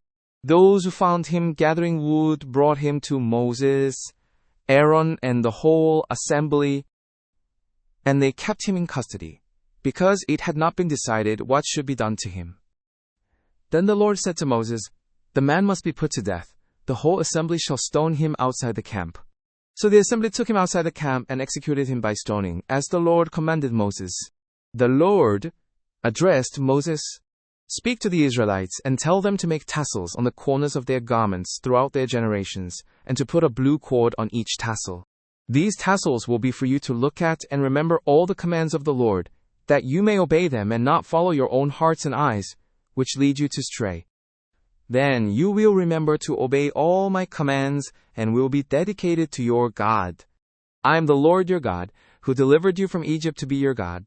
Korah, son of Izhar, the son of Kohath, the son of Levi, along with Dathan and Abiram, the sons of Eliab, took men, son of Peles, from the tribe of Reuben, took men, and rose up against Moses, accompanied by 250 Israelite men, leaders of the community, chosen from the assembly, men of renown. They gathered together against Moses and Aaron and said to them, "You have gone too far. The whole assembly is holy, every one of them, and the Lord is among them. Why then do you raise yourselves above the Lord's assembly?" Upon hearing this, Moses prostrated himself. He then spoke to Korah and all his followers, saying, "In the morning the Lord will show who belongs to him and who is holy, and he will bring that person near to him. The one he chooses, he will bring near to himself. Do this, you, Korah, and all your company. Take census. And tomorrow put fire in them, and place incense upon them before the Lord. The man whom the Lord chooses shall be the Holy One. You have gone too far, you sons of Levi." Moses also said to Korah, "Listen now, you sons of Levi. Is it a small thing that the God of Israel has separated you from the rest of the Israelite community to bring you near to himself, to perform the service of the Rose Tabernacle, and to stand before the assembly to minister to them? He has brought you and all your fellow Levites near to himself. But now, you seek the priesthood as well. Therefore, it is against the Lord that you and all your followers have banded together. Who is Aaron that you should grumble against him?" Then Moses summoned Dathan and Abiram, the sons of Eliab, but they said, "We will not come up. Is it not enough that you have brought us up out of a land flowing with milk and honey to kill us in the wilderness? But you must also make yourself a ruler over us. Moreover, you have not brought us into a land flowing with milk and honey, nor given us an inheritance of fields and vineyards. Will you gouge out the eyes of these men? We will not come up." Then Moses became very angry and said to the Lord, "Do not regard their offering. I have not taken one donkey from them, nor have I wronged any of them." Moses instructed Korah, "You and all your followers are to stand before the Lord tomorrow, you, they, and Aaron. Each man is to take his censer and put incense in it, 250 census in all, and bring it before the Lord. You and Aaron are to bring your census as well." So each of them took his censer, put fire in it, and placed incense on it, and stood with Moses and Aaron at the entrance to the tent of meeting. When Korah had gathered all his followers in opposition at the entrance to the tent of meeting, the glory of the Lord appeared to the entire assembly. Then the Lord addressed Moses and Aaron, saying, "Separate yourselves from this assembly, so I may consume them instantly." But they fell on their faces and said, "O God, the God who gives breath to all living things, will you be angry with the entire assembly when only one man sins?" And so the Lord spoke to Moses, saying, "Speak to the assembly, saying, Move away from the tents of Korah, Dathan, and Abiram." Moses rose and went to Dathan and Abiram, accompanied by the elders of Israel. He warned the assembly, "Move back from the tents of these wicked men. Do not touch anything that belongs to them, or you will be swept away because of all their sins." So they moved away from the tents of Korah, Dathan and Abiram. Dathan and Abiram came out and stood at the entrances of their tents, along with their wives, children, and little ones. Then Moses said, "By this ye shall know that the Lord has sent me to do all these works, for it is not of my own doing. If these men die a natural death, or if they suffer the fate of all mankind, then the Lord has not sent me. But if the Lord creates something entirely new, and the earth opens its mouth and swallows them with all that belongs to them, and they go down alive into Sheol, then you will know that these men have shown contempt for the Lord." As soon as he finished speaking, the ground beneath them split open, and the earth opened its mouth and engulfed them and their households, and all those associated with Korah, along with their possessions. They went down alive into Sheol with all that belonged to them. The earth closed over them, and they perished from the midst of the assembly. At their cries, all the Israelites around them fled, shouting, "The earth might swallow us too." And fire came forth from the Lord, and consumed the 250 men who were offering the incense. And so the Lord spoke to Moses, saying, "Tell Eleazar son of Aaron, the priest, to take the census out of the charred remains and scatter the coals some distance away, for the census are holy. The census of the men who sinned at the cost of their lives. Have them made into hammered sheets as plating for the altar, for they were presented before the Lord and have become holy. Let them be a sign to the Israelites." So Eleazar the priest took the bronze census brought by those who had been burned to death, and they were hammered out to overlay the altar, as a reminder to the Israelites that no one except a descendant of Aaron should come to burn incense before the Lord, or he would become like Korah and his followers, just as the Lord had spoken to him through Moses. But the next day the entire Israelite community grumbled against Moses and Aaron, saying, "You have killed the rows of people." When the assembly gathered in opposition to Moses and Aaron and turned toward the tent of meeting, the cloud covered it and the glory of the Lord appeared. Moses and Aaron approached the front of the tent of meeting. And so the Lord spoke to Moses, saying, "Get away from this assembly, so that I may consume them instantly." And they fell on their faces. Then Moses said to Aaron, "Take your censer and put fire in it from the altar, and place incense on it. Then hurry to the assembly to make atonement for them. Wrath has gone out from the Lord. The plague has begun." So Aaron did as Moses said and ran into the midst of the assembly. The plague had already begun among the people, but Aaron offered the incense and made atonement for them. He stood between the living and the dead, and the plague was halted. But 700 people perished from the plague, in addition to those who had died because of Korah. Then Aaron returned to Moses at the entrance to the tent of meeting, for the plague had been stopped. The Lord then spoke to Moses, saying, "Speak to the Israelites and collect from them a staff for each ancestral tribe, 12 staffs, one from each leader of their ancestral tribes. Inscribe each man's name on his staff. On the staff of Levi, inscribe Aaron's name, as there must be one staff for the leader of each ancestral tribe. Place them in the tent of meeting before the testimony, where I meet with you, Teloki. The staff belonging to the man whom I choose will sprout, and this will put an end to the grumblings of the Israelites against you." Moses spoke to the Israelites, and their leaders handed him 12 staffs, one for each leader of their ancestral tribes, including Aaron's staff. Moses set the staffs before the Lord in the tent of the testimony. The following day, Moses entered the tent and saw that Aaron's staff, representing the tribe of Levi, had sprouted, blossomed, and produced almonds. Moses then brought out all the staffs from the Lord's presence to all the Israelites. They examined them, and each leader took back his own staff. The Lord instructed Moses, "Return Aaron's staff in front of the testimony, to be kept as a sign against the rebellious, so that their grumblings against me may cease and they do not die." Moses followed the Lord's instructions precisely. The Israelites said to Moses, "We are doomed. We are perishing. We are all perishing. Anyone who approaches the tabernacle of the Lord will die. Are we all to perish completely?" The Lord spoke to Aaron, saying, "You, your sons, and your family are to bear the responsibility for any offenses associated with the sanctuary, and you and your sons alone are to bear the responsibility for any offenses related to your priesthood. Bring your fellow Levites, the tribe of your ancestors, to join you and assist you while you and your sons minister before the tent of the testimony. They shall be responsible to you and perform duties for the whole tent, but they must not approach the furnishings of the sanctuary or the altar, lest both they and you die. They are to join you and take care of the duties of the tent of meeting, all the work at the tent, but no unauthorized person may come near you. You shall be responsible for the duties of the sanctuary and the altar, so that no wrath will fall upon the Israelites again. I have selected your fellow Levites from among the Israelites as a gift to you, dedicated to the Lord, to perform the work at the tent of meeting. But only you and your sons shall serve as priests, in relation to everything at the altar and inside the veil. I am giving you the priesthood as a gift. Anyone else who comes near shall be put to death.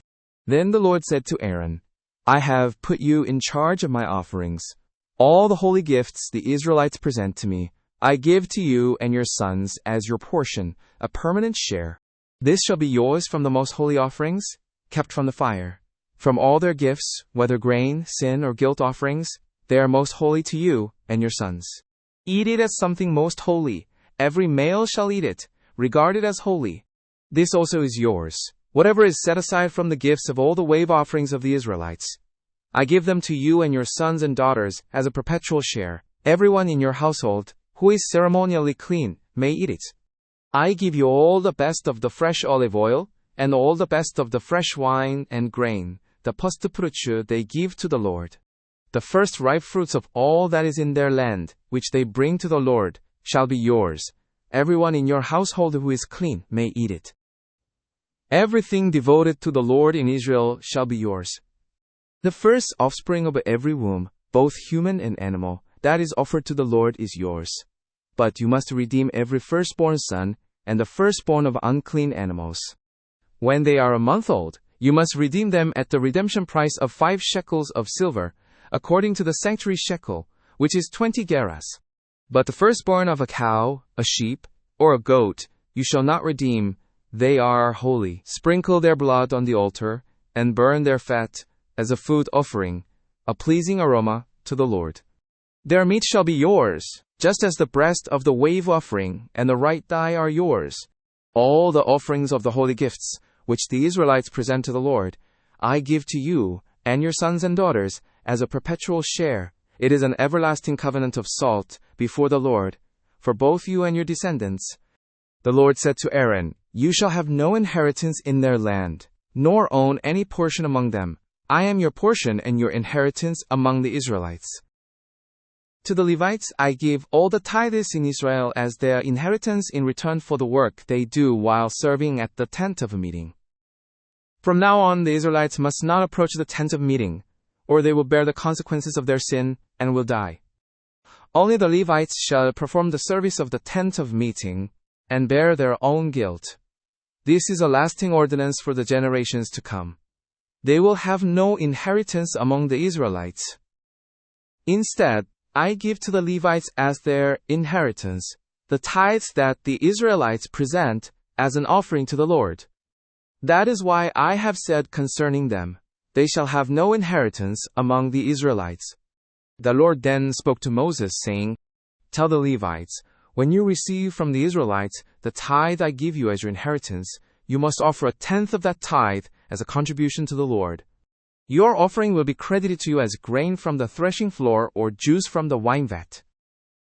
In this way, you shall also present an offering to the Lord from all the tithes you receive from the Israelites. From these tithes, you must give the Lord's portion to Aaron, the priest. You are to offer the finest and most sacred part of everything given to you as the Lord's portion. Say to them, When you present the best part, it will be credited to you as the product of the threshing floor or the wine vat. You and your households may consume the remainder anywhere, for it is your compensation for your work at the tent of meeting. By offering the best part, you will not be guilty in this matter. Then you will not defile the holy offerings of the Israelites, and you will not die. Then the Lord spoke to both Moses and Aaron. This is the statute of the law that the Lord has commanded. Speak to the Israelites that they bring you a red heifer, without defect or blemish, one that has never been yoked. You shall give it to Eleazar the priest, and it shall be taken outside the camp, and slaughtered in his sight. Eleazar the priest shall take some of its blood with his finger, and sprinkle it 7 times towards the front of the tent of a meeting. The heifer shall then be burned in his presence. Its hide, flesh, blood, and offal shall all be consumed by fire. The priest shall take cedar wood, hyssop, and scarlet wool, and throw them into the midst of the burning heifer. Afterwards, the priest shall wash his clothes and bathe himself in water, and then he may come into the camp. However, he will remain ceremonially unclean until evening. The one who burns the heifer shall also wash his clothes and bathe in water, and he will be unclean until evening. A man who is clean shall gather up the ashes of the heifer and place them in a clean area outside the camp. They shall be kept by the Israelite community for use in the water of purification. It is for cleansing from sin. The man who gathers the ashes must wash his clothes, and he will be unclean until evening. This shall be a lasting ordinance for the Israelites and the foreigners residing among them. Anyone who comes into contact with a human corpse will be unclean for 7 days. They must cleanse themselves with the water on the 3rd day, and on the 7th day. Then they will be clean. If they do not purify themselves on the 3rd and 7th days, they will not be clean. Anyone who touches a dead body and does not purify themselves defiles the Lord's tabernacle. They must be cut off from Israel, as the water of purification has not been sprinkled on them. They remain unclean. This is the law when a person dies in a tent. Anyone who enters the tent and anyone who is in it will be unclean for 7 days. Every open container without a lid fastened on it will be unclean. Anyone in the open field who touches someone killed by a sword, or who has died naturally, or touches a human bone or a grave, will be unclean for 7 days. For the unclean person, take some of the ashes from the burnt purification offering and add running water to them in a container. A clean person shall take hyssop, dip it in the water, and sprinkle it on the tent, all the furnishings, and the people who were there. He must also sprinkle anyone who has touched a bone, a grave, or someone who was killed or died naturally.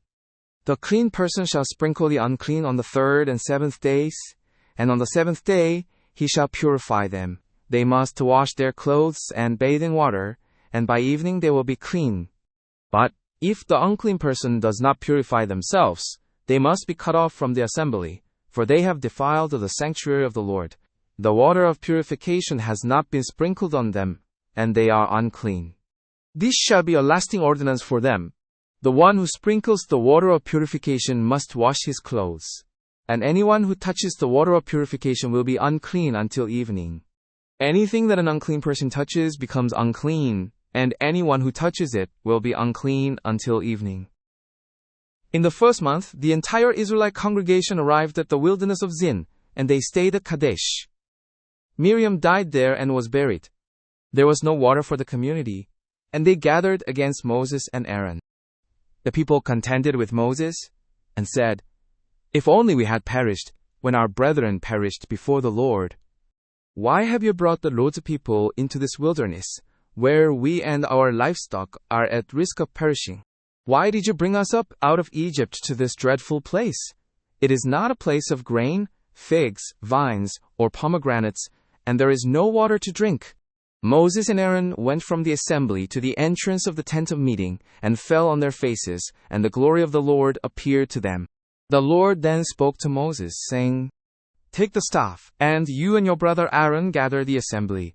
Speak to the rock before their eyes, and it will yield its water. You will bring forth water from the rock for the community and their livestock to drink." Moses took the staff from the presence of the Lord, as he was instructed. Moses and Aaron gathered the assembly in front of the rock, and he said to them, "Listen, you rebels. Must we bring water for you out of this rock?" Then Moses raised his hand and struck the rock twice with his staff. Water gushed out abundantly, and the community and their livestock drank. But the Lord said to Moses and Aaron, "Because you did not trust in me to honor me as holy in the sight of the Israelites, you shall not bring this assembly into the land I have given them." These were the waters of Meribah, where the Israelites contended with the Lord, and he proved himself holy among them. Moses sent two messengers from Kadesh to the king of Edom, saying, This is what your brother Israel says. You know all the hardship that has befallen us. Our ancestors went down to Egypt, and we lived there for many years. The Egyptians mistreated us, and our ancestors. But when we cried out to the Lord, He heard our voice and sent an angel and brought us out of Egypt. Now we are at Kadesh, a town on the edge of your territory.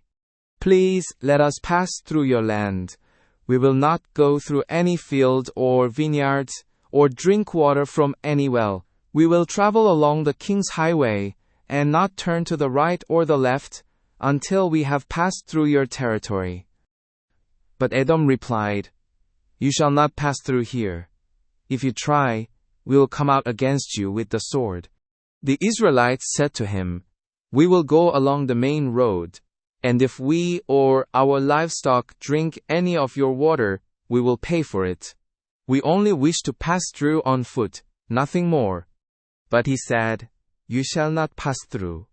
Then Edom came out against them with a large and powerful force. Since Edom refused to allow Israel to pass through their territory, Israel turned away from them. The entire Israelite community set out from Kadesh and came to Mount Hor. At Mount Hor, near the border of Edom, the Lord spoke to Moses and Aaron. Aaron will be gathered to his people, for he shall not enter the land I have given to the Israelites, because you rebelled against my command at the waters of Meribah. Bring Aaron and his son Eleazar up the slopes of Mount Hor. Remove Aaron's garments and put them on his son Eleazar, for Aaron will be gathered to his people and will die there. Moses followed the Lord's instructions. They ascended Mount Hor in the sight of the whole community. Moses removed Aaron's garments and put them on his son Eleazar. Aaron died there on the mountaintop. Then Moses and Eleazar came down from the mountain. When the whole community saw that Aaron had died, all the Israelites mourned for him for 30 days. When the Canaanite king of Arad, who resided in the Negev, heard that Israel was approaching by the route of Atarim, he engaged in battle against Israel, and took some of them captive. Then Israel vowed to the Lord, saying, If you will indeed deliver this people into our hands, we will utterly destroy their cities. The Lord heeded Israel's plea and handed the Canaanites over to them. They completely destroyed them and their towns, and the place was named Hormah. They journeyed from Mount Hor by the way of the Red Sea to circumvent the land of Edom. But the people became impatient along the way.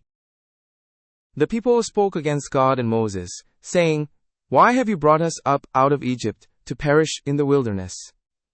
There is no bread, there is no water, and we loathe this wretched food. Then the Lord sent fiery serpents among the people, and they bit the people, so that many Israelites died. The people came to Moses and said, We have sinned by speaking against the Lord and against you. Pray to the Lord to remove the serpents from us. So Moses prayed for the people. The Lord instructed Moses, Make a fiery serpent and set it on a pole. Anyone who is bitten and looks at it will live. So Moses fashioned a bronze serpent and placed it on a pole. Whenever a serpent bit someone, and that person looked at the bronze serpent, they survived. The Israelites moved on and encamped at Obos. They set out from Obos and camped at Iye-abarim, in the wilderness facing Moab toward the east. From there they continued and camped in the Jod valley. They set out from there and camped on the other side of the Arnon, which is in the wilderness extending into Amorite territory, for the Arnon is the border of Moab, between Moab and the Amorites. This is why it is mentioned in the book of the wars of the Lord, Waheb in Suphah, and the wadis of the Arnon, and the slopes of the wadis that extend to the site of Arab and lie along the border of Moab. From there they continued to Beer, the well where the Lord said to Moses, Gather the people together, and I will give them water. Then Israel sang joyfully, Spring up, O well, let us sing to it. The well, which the leaders dug, which the nobles of the people hollowed out with scepters and staffs. Then they went from the wilderness to Mattanah. From Mattanah they traveled to Nahaliel, and from Nahaliel they went to Bamos. And from Bamos to the valley in the land of Moab at the top of Pisgah, which overlooks the wasteland. Israel sent envoys to Sihon king of the Amorites, saying, Let us pass through your land. We will not turn aside into field or vineyard, nor drink water from any well.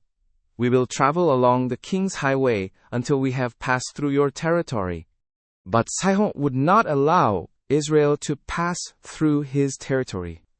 Instead, he mustered all his people and went out against Israel in the wilderness, and came to Jahaz, and fought against Israel. Israel struck him with the edge of the sword and took possession of his land from the Arnon to the Jabbok, as far as the Ammonites, for the border of the Ammonites was fortified. Israel captured all the cities of the Amorites and settled in them, including Heshbon and all its surrounding settlements. Heshbon was the city of Sihon king of the Amorites, who had fought against the former king of Moab, and had taken all his land from him as far as the Arnon. Therefore those who speak in Proverbs say, "Come to Heshbon and let it be rebuilt. Let the city of Sihon be restored." For fire went out from Heshbon, a flame from the city of Sihon. It consumed Aram Moab, the lords of Arnon's heights. Woe to you, Moab! You are ruined, people of Chemosh! He has given his sons as fugitives and his daughters into captivity to Sihon king of the Amorites. But we have shut them down. Heshbon is destroyed as far as Dibon, and we have laid waste as far as Nopah, which reaches to Medeba. So Israel dwelt in the land of the Amorites. Moses sent spies to Jazer, and they captured its surrounding settlements, and drove out the Amorites who were there. Then they turned and went up by the way of Bashan, and Og, king of Bashan, along with all his people, came out to meet them in battle at Edrei. But the Lord said to Moses, "Do not be afraid of him, for I have delivered him into your hands, along with all his people and his land. Do to him as you did to Sihon king of the Amorites, who reigned in Heshbon." So they struck him down, along with his sons and his whole army, leaving no survivors, and they took possession of his land. The Israelites journeyed to the plains of Moab, and camped along the Jordan, opposite Jericho. Balak, son of Zippor, witnessed all that Israel had done to the Amorites. Moab was greatly afraid because of the people, for they were numerous. Moab was filled with dread because of the Israelites. The Moabites said to the elders of Midian, "This horde will consume everything around us, as an ox eats up the grass of the field." Balak, son of Zippor, was the king of Moab at that time. He sent messengers to summon Balaam, son of Beor, who was at Pethor near the Euphrates, in his native land. Balak said, "A people has come out of Egypt. They cover the face of the land, and have settled next to me. Please come and curse these people for me, for they are too powerful for me. Perhaps I will be able to defeat them and drive them out of the land. I know that whoever you bless is blessed, and whoever you curse is cursed." The elders of Moab and Midian departed, taking with them the fee for divination. When they arrived at Balaam's, they conveyed Balak's message to him. Balaam said to them, "Spend the night here, and I will bring you back the answer the Lord gives me." So the Moabite leaders stayed with him. The Lord approached Balaam and inquired, "Who are these men with you?" Balaam replied to God, "Balak, son of Zippor, king of Moab, sent me this message. A people has come out of Egypt and covers the face of the land. Come now, curse them for me. Perhaps I will be able to fight them and drive them out." But God said to Balaam, "Do not go with them. You must not curse the people, for they are blessed." Balaam rose in the morning and told Balak's officials, "Return to your own land, for the Lord has refused to let me go with you." The Moabite officials returned to Balak and reported, "Balaam refused to come with us." Balak sent other officials, more numerous and more distinguished than the first. They came to Balaam and said, "This is what Balak son of Zippor says. Do not let anything prevent you from coming to me, for I will reward you richly and do whatever you ask. Please come and curse these people for me." Balaam answered them, "Even if Balak gave me his palace filled with silver and gold, I could not do anything great or small beyond the command of the Lord my God. Now please stay here tonight as well, so that I may find out what else the Lord will tell me." That night God came to Balaam and said, "Since these men have come to call you, go with them, but only do what I tell you." Balaam rose early, prepared his donkey, and accompanied the Moabite officials. But God was angry when he went, and the angel of the Lord stood in the road to oppose him. Balaam was riding his donkey, and his 2 servants were with him. When the donkey saw the angel of the Lord standing in the road with a drawn sword in his hand, it turned off the road into a field. Balaam beat it to bring it back onto the road. The angel of the Lord then stood in a narrow path through the vineyards, with walls on both sides. When the donkey saw the angel of the Lord, it pressed against the wall, crushing Balaam's foot against it, so he beat the donkey again. The angel of the Lord moved on further, and stood in a narrow place, where there was no room to turn, either to the right or to the left. Seeing the angel of the Lord, the donkey lay down on the Balaam, causing him to become angry and strike it with his staff. Then the Lord enabled the donkey to speak, and it said to Balaam, "What have I done to you, to make you strike me these 3 times? Balaam replied to the donkey, "You have embarrassed me. If only I had a sword in my hand, I would have killed you by now." The donkey said to Balaam, "Am I not your own donkey, which you have ridden all your life to this day? Have I ever been in the habit of doing this to you?" "No," he replied. Then the Lord allowed Balaam to see clearly, and he perceived the angel of the Lord standing in the road with his sword drawn. So he bowed low and fell face down. The angel of the Lord asked him, "Why have you struck your donkey these 3 times?" "I have come here to oppose you, because your path is a reckless one before me. The donkey saw me and turned aside from me these 3 times. If it had not turned aside, I would certainly have taken your life by now, but I would have spared it." Balaam said to the angel of the Lord, "I have sinned. I did not realize you were standing in the road to oppose me. If you are displeased, I will go back." The angel of the Lord said to Balaam, "Go with the men, but speak only what I tell you." So Balaam continued with Balak's officials. Upon hearing of Balaam's approach, Balak went out to meet him at the Moabite town on the Arnon border, at the edge of his territory. Balak said to Balaam, "Did I not send you an urgent summons? Why did you not come to me? Am I really unable to reward you?" Balaam replied, "Well, I have come to you now, but can I say just anything? I must speak only what God puts in my mouth." Balaam then accompanied Balak to Kiriath Hojos. Balak offered cattle and sheep, and shared them with Balaam and the officials who were with him. The next morning, Balak took Balaam up to the high places of Baal, and from there he could see part of the Israelite camp. Balaam instructed Balak, "Construct 7 altars for me here, and prepare 7 bulls and 7 rams for me." Balak complied with Balaam's instructions, and together they sacrificed a bull and a ram on each altar. Balaam then said to Balak, "Remain by your offering while I go. Perhaps the Lord will meet with me, and whatever he reveals I will convey to you." So he went to a desolate hill. God encountered Balaam, and Balaam said, "I have erected 7 altars and offered a bull and a ram on each." The Lord placed a word in Balaam's mouth and instructed, "Return to Balak and deliver this message." Balaam returned to Balak, who was standing beside his offering with all the Moabite leaders. Balaam began his oracle. "Balak brought me from Aram, Moab's king from the eastern mountains, saying, 'Come, curse Jacob for me. Come, denounce Israel. How can I speak against those whom God has not spoken against? How can I oppose those whom the Lord has not opposed? From the rocky peaks, I see them. From the hills, I observe them. Here is a people who live apart, and do not count themselves among the nations. Who can count the dust of Jacob, or number even a fourth of Israel? Let me die the death of the righteous, and may my end be like theirs." Balak said to Balaam, "What have you done to me? I brought you to curse my enemies, but you have blessed them instead." Balaam replied, "Must I not speak what the Lord has put in my mouth?" Balak then said, "Come with me to another place where you can see them. You will only see a part of them, not all. From there, curse them for me." So he took Balaam to the field of Joppim on the top of Pisgah, where he built 7 altars, and offered a bull and a ram on each. Balaam said to Balak, "Stand here by your offering, while I meet with the Lord over there." The Lord met Balaam and put a word in his mouth, saying, "Return to Balak and deliver this message." Balaam returned to Balak, who was standing by his offering with the Moabite officials. Balak asked, "What has the Lord spoken?" Balaam delivered his message. "Arise, Balak, and listen. Hear me, son of Zippor. God is not a man that he should lie, nor a son of man that he should change his mind. Does he speak and not act? Does he promise and not fulfill?" I have received the directive to bless. He has given his blessing, and I cannot alter it.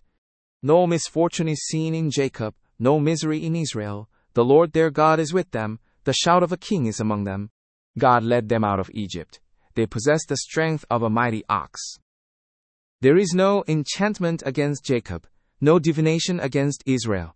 It will now be said of Jacob and Israel, see what God has done.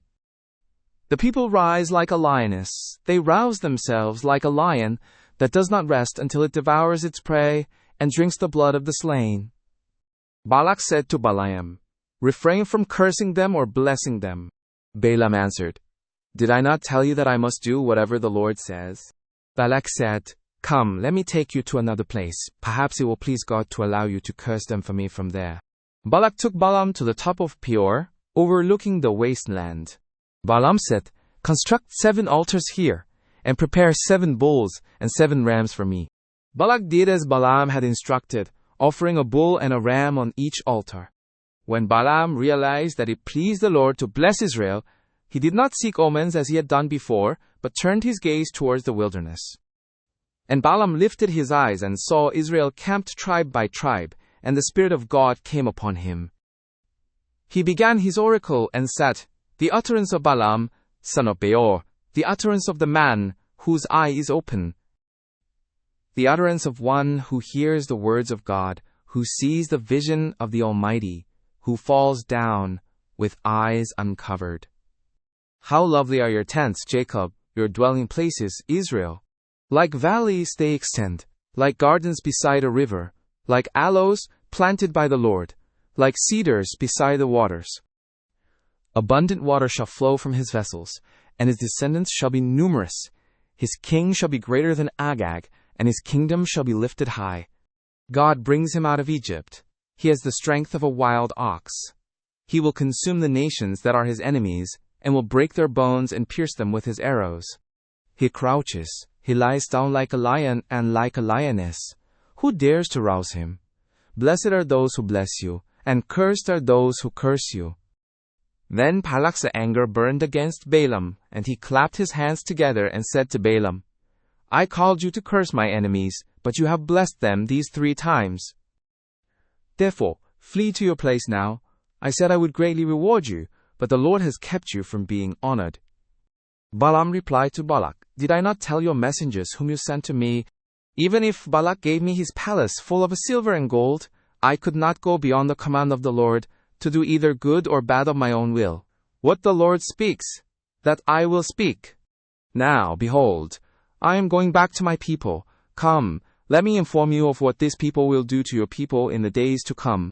Then he began his oracle and said, the utterance of Balaam son of Beor, the utterance of the man whose eye is open, the utterance of one who hears the words of God, and has knowledge from the Most High, who sees the vision of the Almighty, who falls down with eyes uncovered.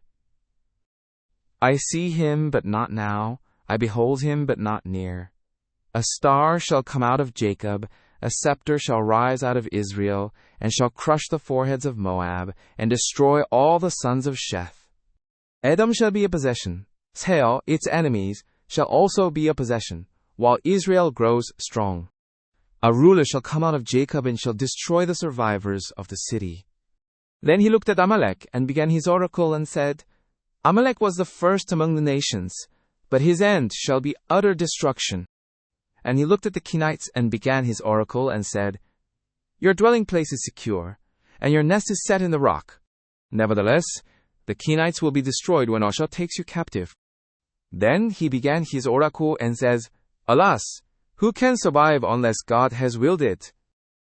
But ships shall come from the coast of Kittim, and they shall afflict Ashur and afflict Eber, and they too shall come to destruction.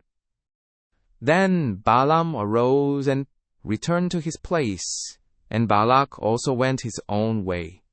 While Israel was staying at Shittim, the people began to engage in immorality with the daughters of Moab. They invited the people to the sacrifices of their gods, and the Israelites ate and bowed down to these gods. Thus Israel aligned themselves with Baal of Peor, and the Lord's anger was kindled against Israel. The Lord instructed Moses, Take all the leaders of the people and execute them in broad daylight before the Lord, so that the Lord's fierce anger may be turned away from Israel." Moses then said to the judges of Israel, "Each of you must put to death those of your men who have aligned themselves with Baal of Peor." Then an Israelite man brought a Midianite woman to his family, in full view of Moses and the whole assembly of Israel, while they were weeping at the entrance of the tent of meeting. When Phinehas, son of Eleazar, the son of Aaron the priest, saw this, he rose from the assembly and took a spear in his hand. He followed the Israelite into the inner room of the tent and drove the spear through both of them, the Israelite man and the woman, through her abdomen. Thus, the plague on the Israelites was stopped. However, those who died from the plague numbered 24,000. Then the Lord spoke to Moses and said, "Phinehas, son of Eleazar, the son of Aaron the priest, has turned my wrath away from the Israelites, for he was zealous as I am among them, so I did not destroy the Israelites in my zeal. Therefore tell him that I am giving him my covenant of peace. It will be a covenant of an everlasting priesthood for him and his descendants, because he was zealous for the honor of his God and made atonement for the Israelites." The name of the Israelite man who was killed with the Midianite woman was Zimri, son of Salu, a leader of a family among the Shimeonites. The name of the Midianite woman who was killed was Kotzbi, daughter of Zur, a tribal chief of a family in Midian. The Lord addressed Moses, saying, "Treat the Midianites as enemies and attack them. For they have treated you as enemies with their deceit in the incident involving Peor and their sister Kotzbi, the daughter of a Midianite leader who was killed on the day of the plague because of Peor." After the plague, the Lord spoke to Moses and Eleazar, the son of Aaron the priest, saying, "Conduct a census of the entire congregation of the Israelites, from 20 years old and upwards, by their families, all who are able to go to war in Israel." So Moses and Eleazar the priest addressed them on the plains of Moab by the Jordan opposite Jericho, saying, "Take a census of the men from 20 years old and upwards, as the Lord commanded Moses." These were the Israelites who came out of Egypt. The descendants of Reuben, Israel's firstborn, were from Hanoch, the family of the Hanochites; from Palu, the family of the Paluite; from Hezron, the family of the Hezronites; from Carmi, the family of the Carmite. These were the families of the Reubenites, and those counted were 43, 730. Palu had a son, Eliab. The sons of Eliab were Nemuel, Dathan, and Abiram. These are the same Dathan and Abiram, who were called by the assembly, who contended against Moses and Aaron, in the company of Korah, when they contended against the Lord. The earth opened its mouth and swallowed them along with Korah, when that company died, when the fire consumed 250 men, and they became a warning sign. However, the line of Korah did not die out. The descendants of Simeon by their families were, from Nemuel, the family of the Nemuelites; from Jamin, the family of the Jaminites; from Jachin, the family of the Jachinites; from Terah, the family of the Terahites; from Shaul, the family of the Shaulites. These were the families of the Shimeonites, and those counted were 200. The descendants of Gad by their families were from Zephon, the family of the Chephonites; from Haki, the family of the Hegites; from Shuni, the family of the Shunites; from Ozini, the family of the Ozinites; from Eri, the family of the Erites; from Arod, the family of the Arodites; from Areli, the family of the Arelites. These were the families of the sons of Gad, and those counted were 45. Judah's sons were Er and Onan, but they died in the land of Canaan. The descendants of Judah by their families were, from Shelah, the family of the Sheranites; from Perez, the family of the Perezites; from Terah, the family of the Terahites. The descendants of Perez were, from Hezron, the family of the Hezronites; from Hemul, the family of the Hemulites. These were the families of Judah, and those counted were 76, 500. The descendants of Issachar by their families were, from Tola, the family of the Tolaites; from Puba, the family of the Punites; from Jashub, the family of the Jeshubites; from Shimron, the family of the Shimlonites. These were the families of Issachar, and those counted were 64, 300. The descendants of Zebulun by their families were, from Serid, the family of the Seridites; from Elon, the family of the Elonites; from Jalil, the family of the Jalilites; These were the families of the Smolunites, and those counted were 6500. The descendants of Joseph by their families were Manasseh and Ephraim. The descendants of Manasseh, from Machir, the family of the Moshirites. Machir was the father of Gilead. From Gilead, the family of the Gileadites. These were the descendants of Gilead. From Iezer, the family of the Iezerites. From Helek, the family of the Helekites. From Asriel, the family of the Asrielites. From Shechem, the family of the Shechemites. From Shemida, the family of the Shemidites. From Hepher, the family of the Heperites. Zelophehad, the son of Hepher, had no sons, only daughters, and the names of Zelophehad's daughters were Mahlah, Noah, Hoglah, Milcah, and Tirzah. These were the families of Manasseh, and those counted were 700. These were the descendants of Ephraim by their families. From Shushirah, the family of the Shuaraites. From Besher, the family of the Pecherites. From Tahan, the family of the Tahanite. These were the descendants of Shushirah. From Aaron, the family of the Erenites. These were the families of the sons of Ephraim, and those counted were 500. These were the descendants of Joseph, by their families. The descendants of Benjamin by their families were, from Bela, the family of the Peretze. From Ashbel, the family of the Ashbelites. From Ahiram, the family of the Ahiramite. From Shepophem, the family of the Shaphamite. From Hophem, the family of the Hophamite. The descendants of Bela were Ard and Naaman. From Ard, the family of the Adite. From Naaman, the family of the Namite. These were the families of Benjamin, and those counted were 600. These were the descendants of Dan by their families. From Shuam, the family of the Shuites.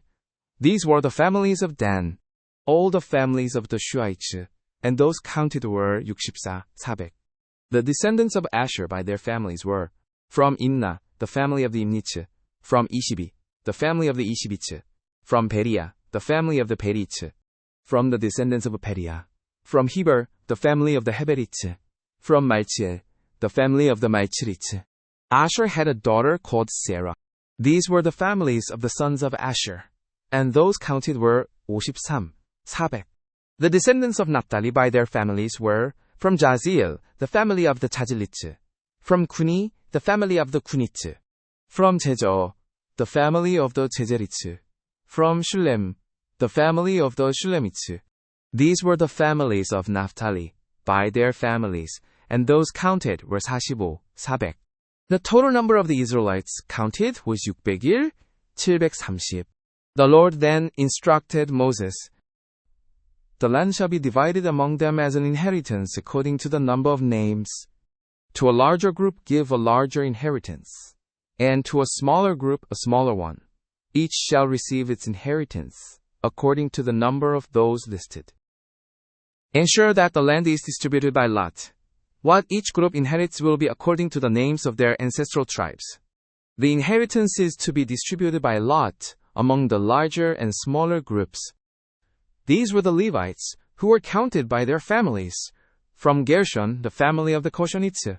From Kohath, the family of the Kohathites. From Merari, the family of the Merarites. These also were Levite families, the family of the Libunites, the family of the Hebronites, the family of the Maharites, the family of the Moshites, and the family of the Koraites. Kohath was the father of Amram. The name of Amram's wife was Jochebed, a daughter of Levi, who was born to the Levites in Egypt. To Amram she bore Aaron, Moses, and their sister Miriam. Aaron's sons were Nadab and Abihu, Eleazar and Ithamar. But Nadab and Abihu died when they offered unauthorized fire before the Lord. All the male Levites from a month old and upwards numbered 23,000. They were not counted among the other Israelites, because they received no inheritance among them. These are the ones recorded by Moses and Eleazar, the priest, when they counted the Israelites on the plains of Moab, by the Jordan opposite Jericho. Among these, there was not a man of those who were counted by Moses and Aaron the priest, when they counted the Israelites in the wilderness of Sinai. For the Lord had said of them, "They shall surely die in the wilderness." Not one of them was left, except Caleb the son of Jephunneh, and Joshua the son of Nun. The daughters of Zerubbabel, son of Hepher, son of Gilead, son of Machir, son of Manasseh, from the families of Manasseh, son of Joseph, came forward. The names of the daughters were Mahirah, Noah, Hoglah, Milcah, and Tirzah. They stood before Moses, Eleazar the priest, the leaders, and the entire assembly at the entrance to the tent of meeting, and said, "Our father died in the wilderness. He was not among those who banded together against the Lord with Korah, but he died for his own sin and left no sons. Why should our paddos name vanish from his family because he had no son? Grant us property among our paddos relatives." So Moses took their case to the Lord. The Lord then spoke to Moses, saying, "The daughters of Zerubbabel speak rightly. You shall indeed give them an inheritance among their paddos brothers, and transfer their paddos inheritance to them. Speak to the Israelites, saying, if a man dies and has no son, then transfer his inheritance to his daughter. But if there is no daughter, allocate his inheritance to his brothers. If he has no brothers, assign his inheritance to his paddos brothers. If his father had no brothers, give his inheritance to the nearest relative in his family, and he shall possess it. This shall be a statute for the Israelites, as the Lord commanded Moses." The Lord said to Moses, "Go up this mountain in the Abarim range, and view the land I have given to the Israelites. Once you have seen it, you will join your ancestors, just as your brother Aaron did, because you rebelled against my command at the waters of Meribah in the desert of Zin, failing to uphold my holiness before the Israelites. These are the waters of Meribah of Kadesh in the desert of Zin."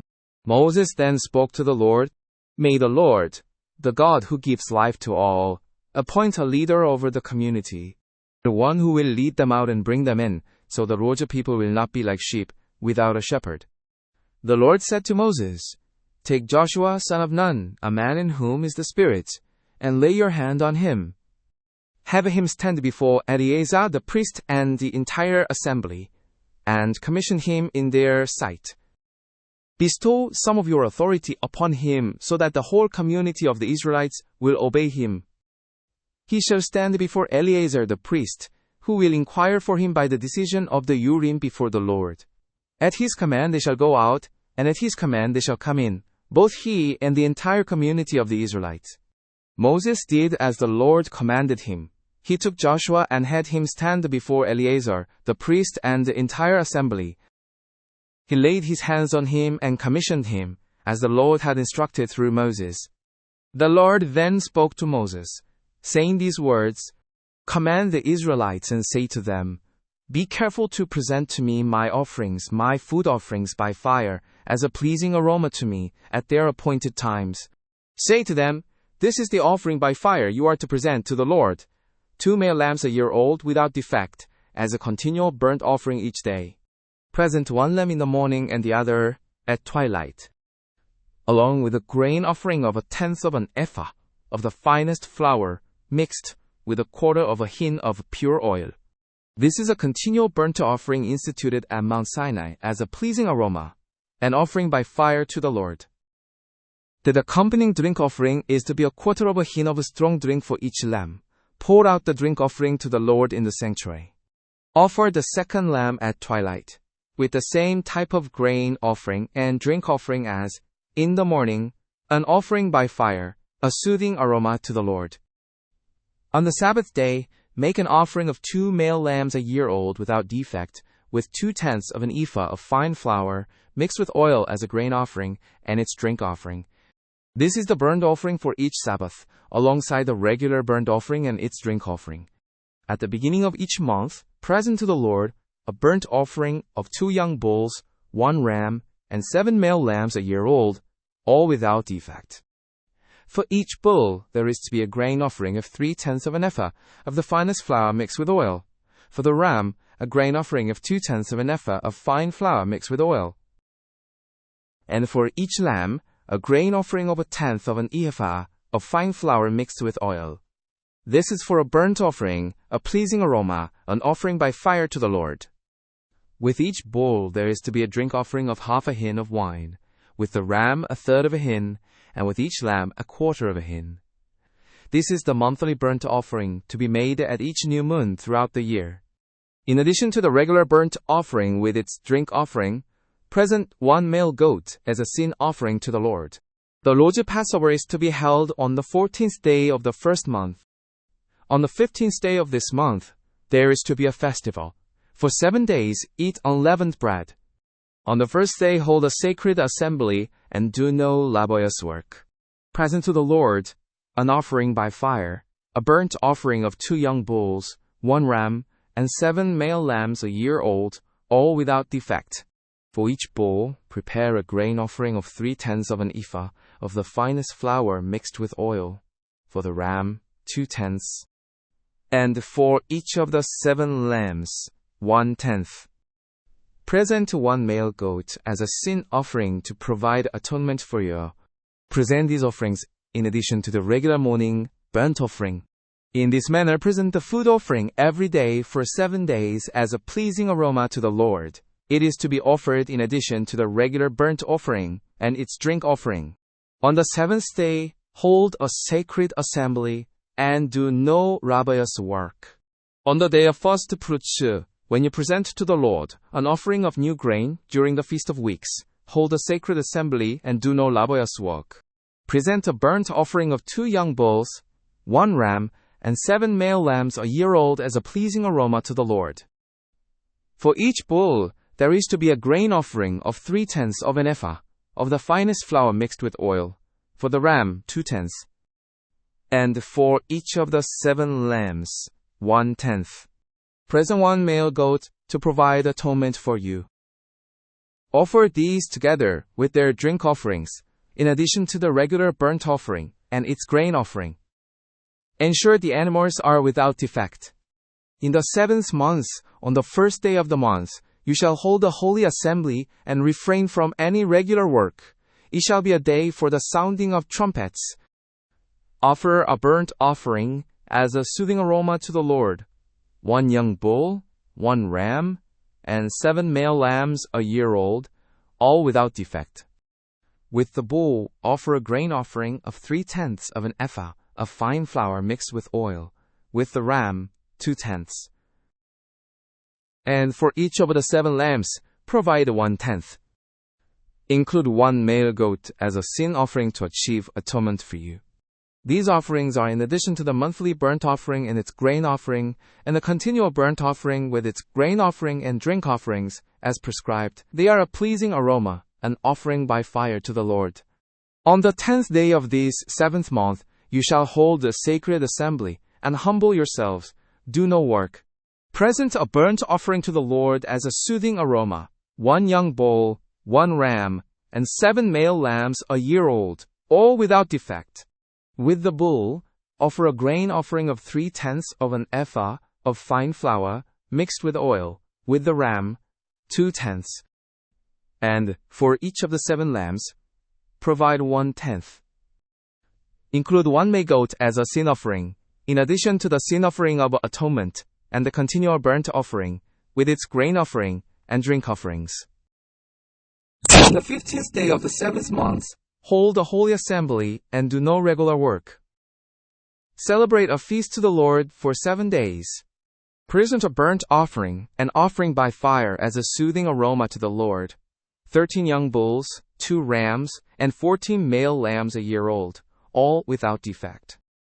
With each of the 13 bulls, offer a grain offering of 3/10 of an ephah of fine flour mixed with oil. With each of the 2 rams, 2/10. And for each of the 14 lambs, provide 1/10. Include 1 male goat as a sin offering, in addition to the continual burnt offering with its grain offering and drink offering. On the 2nd day, 12 young bulls, 2 rams, and 14 male lambs a year old, all without defect. With the bulls, rams, and lambs, present their grain offerings and drink offerings according to the number specified.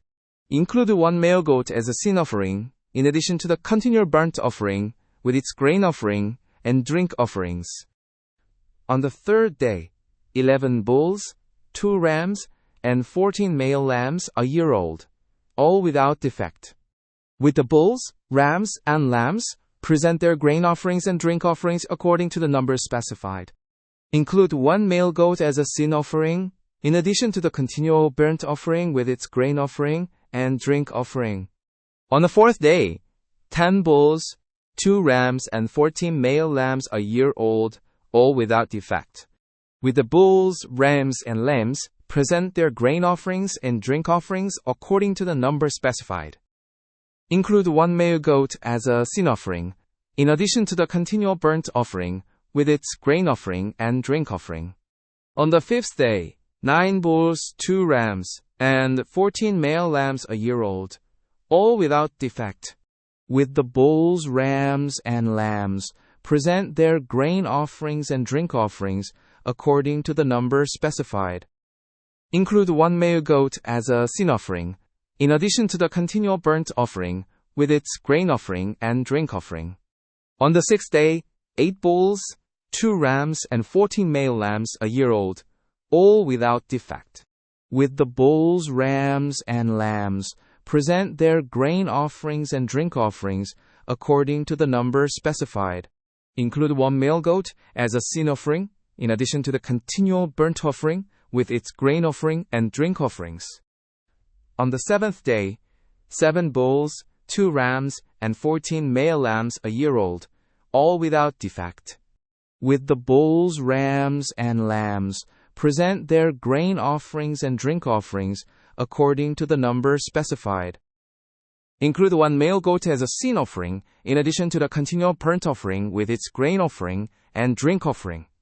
On the eighth day, you shall hold a closing special assembly and do no regular work. Present a burnt offering, an offering by fire, as a soothing aroma to the Lord, 1 bull, 1 ram, and 7 male lambs a year old, all without defect. With the bull, the ram, and the lambs, present their grain offerings and drink offerings according to the number specified. Include one male goat as a sin offering, in addition to the continual burnt offering, with its grain offering and drink offering. In addition to your vowed offerings and freewill offerings, present these to the Lord at your appointed festivals, your burnt offerings, grain offerings, drink offerings, and peace offerings. Moses related to the Israelites all that the Lord had commanded him. Moses said to the heads of the tribes of Israel, "This is what the Lord has commanded. When a man makes a vow to the Lord, or takes an oath to bind himself with a pledge, he must not break his word. He must do everything he said. If a young woman, still living in her father's house, makes a vow to the Lord, or binds herself by a pledge, and her father hears her vow, but says nothing to her, then all her vows and pledges will stand. But if her father forbids her on the day he hears about it, none of her vows or pledges will stand. The Lord will release her, because her father has overruled her. If she marries after making a vow or rash promise, 없이, and her husband hears of it but says nothing to her, then her vows stand. But if her husband cancels them on the day he hears of them, what she pledged will not stand, and the Lord will release her. Any vow made by a widow or divorced woman is binding upon her. If a woman living with her husband makes a vow or pledge, and her husband hears it and remains silent, then all her vows will be valid. But if her husband nullifies them when he hears them, then they are not binding. The Lord will release her. Her husband may confirm or cancel any vow or oath she makes. If he remains silent day after day, he confirms all her vows and pledges. But if he cancels them later, he bears responsibility for her guilt. These are the regulations the Lord gave Moses concerning a man and his wife, and between a father and his daughter, while she is still living in his home. The Lord then spoke to Moses, saying, "Seek justice on the Midianites for the children of Israel. Afterward you will be gathered to your people." Moses addressed the people, "Arm some of your men for the war, so that they may go against Midian to execute the Lord's vengeance. You shall send 1,000 from each tribe of all the tribes of Israel to the battle." So there were selected from the thousands of Israel, 1,000 from each tribe, 12,000 armed for battle. Moses sent them to the war, 1,000 from each tribe, along with Phinehas son of Eleazar the priest, who took with him the holy articles and the trumpets for sounding the alarm. They waged war against Midian, as the Lord commanded Moses, and killed every male. They killed the kings of Midian, Evi, Leku, Zur, Hur, and Reba, the 5 kings of Midian. They also killed Balaam son of Beor with the sword. The Israelites captured the women of Midian and their little ones, and they plundered all their cattle, flocks, and goods. They burned all the towns where they lived and all their encampments. They took all the plunder and all the spoils, both of people and livestock, and brought the captives, the spoils and plunder to Moses, to Eleazar the priest, and to the congregation of the Israelites at the camp on the plains of Moab, by the Jordan opposite Jericho. Moses, Eleazar the priest, and all the leaders of the congregation went out to meet them outside the camp. Moses was angry with the officers of the army, the commanders of thousands, and the commanders of hundreds, who had returned from the war. He said to them, "Have you spared all the women? Behold, they were the ones who, on Balaam's advice, caused the Israelites to be unfaithful to the Lord at Peor, so that a plague struck the Roju people. Now therefore put to death every male among the little ones, and every woman who has known a man intimately. But all the girls who have not known a man intimately, keep alive for yourselves. Camp outside the camp for 7 days. Whoever has killed a person, and whoever has touched anyone killed, must purify yourselves and your captives on the 3rd and 7th days. Purify every garment, every article of leather, everything made of goats' hair, and every article of wood." Then Eleazar the priest said to the soldiers who had gone to battle, "This is the statute of the law which the Lord commanded Moses. The metals such as gold, silver, bronze, iron, tin, and lead. Everything that can look as fire, you shall pass through the fire, and it will be clean. It must also be purified with the water of cleansing. But whatever cannot withstand fire must be passed through the water. Wash your clothes on the 7th day, and you will be clean. Afterward you may enter the camp." The Lord then spoke to Moses, saying, "You and Eleazar the priest, and the heads of the fathers, households of the congregation, are to take account of the spoils that were captured, both of people and of livestock, and divide the spoils between the warriors who went to battle and the rest of the congregation. Collect a tribute for the Lord from the men of war who went to battle, 1 in 500 of the persons, cattle, donkeys, and sheep. Take it from their share and present it to Eleazar the priest as a contribution to the Lord. From the Israelites half, take 1 out of every 50 of the persons, cattle, donkeys, sheep, and other animals, and give them to the Levites who perform the duty of the tabernacle of the Lord." Moses and Eleazar the priest carried out the Roju instructions to Moses. The spoils remaining from the plunder which the men of war had taken were 67만 5천 sheep, and 72,000 head of cattle, with 61,000 donkeys, and 32,000 women who had not known a man intimately. The half share of those who went to war was 337, 500 sheep, from which the Roju tribute was 675, 36,000 cattle, from which the Roju tribute was 72, 30,500 donkeys, from which the Roju tribute was 61, 16,000 people, from whom the Roju tribute was 32. Moses gave the tribute, which was the Roju offering, to Eleazar the priest, following the Roju command to Moses. As for the Israelites, half, which Moses separated from the men who had gone to war, the congregation's half was 337, 500 sheep, and 36,000 head of cattle, with 30,500 donkeys, and a total of 16,000 people. From the Israelites, half Moses took 1 out of every 50, both of people and animals, and gave them to the Levites who performed the duty of the tabernacle of the Lord, as the Lord commanded Moses.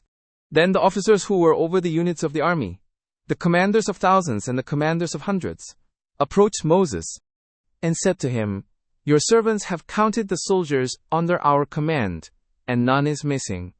So we have brought as an offering to the Lord what each man found, articles of gold, amnen, bracelets, signet rings, earrings, and necklaces, to make atonement for ourselves before the Lord. Moses and Eleazar the priest accepted from them the gold, all the crafted articles, all the gold of the offering that they offered to the Lord, from the commanders of thousands and commanders of hundreds, weighed 750 shekels. Each soldier had taken his own share of plunder.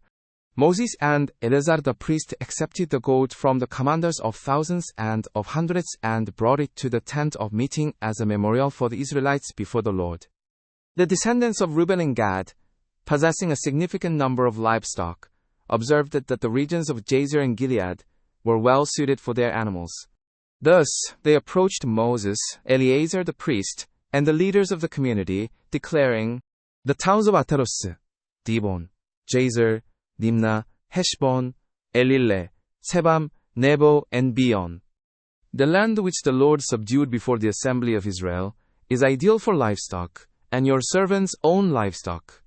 They continued, "If we have found favor in your sight, allow this land to be granted to your servants as our possession. Do not compel us to cross the Jordan." Moses responded to the sons of Gad and Reuben, "Shall your brethren go to war while you remain here? Why do you dishearten the Israelites from crossing into the land that the Lord has provided them? This is the same action your fathers took when I sent them from Kadesh Barnea to survey the land." Upon reaching the valley of Eshcol and viewing the land, they discouraged the Israelites from entering the land which the Lord had promised them. Consequently, the Lord's anger was kindled that day, and he swore, saying, "None of the men who came up from Egypt, from 20 years old and above, will see the land I pledged to Abraham, Isaac, and Jacob, because they did not follow me fully, except Caleb son of Jephunneh, the Kenizzite, and Joshua son of Nun, for they have fully followed the Lord." Thus, the Lord's wrath burned against Israel, causing them to wander the wilderness for 40 years, until the entire generation that had done evil in the Lord's sight had perished. And now you have risen in your fathers' stead, a brood of sinful men, to further inflame the Lord's anger against Israel. If you turn away from following him, he will again leave them in the wilderness, and you will be responsible for their destruction. They then approached him and said, "We wish to construct pens here for our livestock and cities for our little ones, but we will arm ourselves swiftly, leading the Israelites until we have brought them to their place, while our little ones reside in fortified cities for protection against the inhabitants of the land. We will not return to our homes until every one of the Israelites has received his inheritance. We will not claim any inheritance with them beyond the Jordan, as our inheritance has been allocated to us on this side of the Jordan towards the east." Moses replied, "If you will do this, if you will arm yourselves for battle before the Lord, and if all your armed men cross over the Jordan before the Lord until he has driven out his enemies from before him, then, once the land is subdued before the Lord, you may return and be free from your obligation to the Lord and Israel, and this land shall be your possession before the Lord. But if you do not do this, you will have sinned against the Lord, and be sure your sin will find you out. Construct cities for your little ones, and pens for your flocks, and fulfill what you have promised." The sons of Gad and Reuben replied to Moses, "Your servants will do as our Lord commands. Our little ones, wives, flocks, and all our cattle will remain in the cities of Gilead, while your servants, every man armed for battle, will cross over in the presence of the Lord to engage in battle, just as our Lord has said." So Moses gave instructions concerning them to Eleazar, the priest, Joshua son of Nun, and the heads of the fathers, households of the Israelite tribes. Moses instructed them, "If the sons of Gad and Reuben, every man armed for battle, cross over the Jordan with you before the Lord, and the land is subdued before you, then you shall grant them the land of Gilead as their possession. But if they do not cross over with you armed, they must accept their inheritance among you in Canaan." The sons of Gad and Reuben answered, "As the Lord has spoken to your servants, so we will do. We will cross over armed in the presence of the Lord into Canaan, but the property of our inheritance shall remain with us on this side of the Jordan." So Moses assigned to the sons of Gad, the sons of Reuben, and the half-tribe of Manasseh son of Joseph, the kingdom of Sihon king of the Amorites, and the kingdom of Og king of Bashan, the land with its cities and the surrounding territories. The descendants of Gad constructed the towns of Dibon, Ataros, Aroer, Etros Shophan, and Jazer, Chokbeha, Beth Nimnah, and Beth Haran as fortified cities, and pens for their flocks. The sons of Reuben rebuilt Heshbon, Elileh, and Kiriataim, as well as Nebo and Baal Meon, their names being changed, and Shibumah. They gave new names to the cities they rebuilt. The descendants of Machir, son of Manasseh, went to Gilead, captured it, and expelled the Amorites who were there. Therefore, Moses granted Gilead to Machir, son of Manasseh, and he settled there. Jeor, a descendant of Manasseh, captured their settlements and named them Haboboth-jeor. Nobah went and captured Kenas and its surrounding villages, naming it Nobah after himself.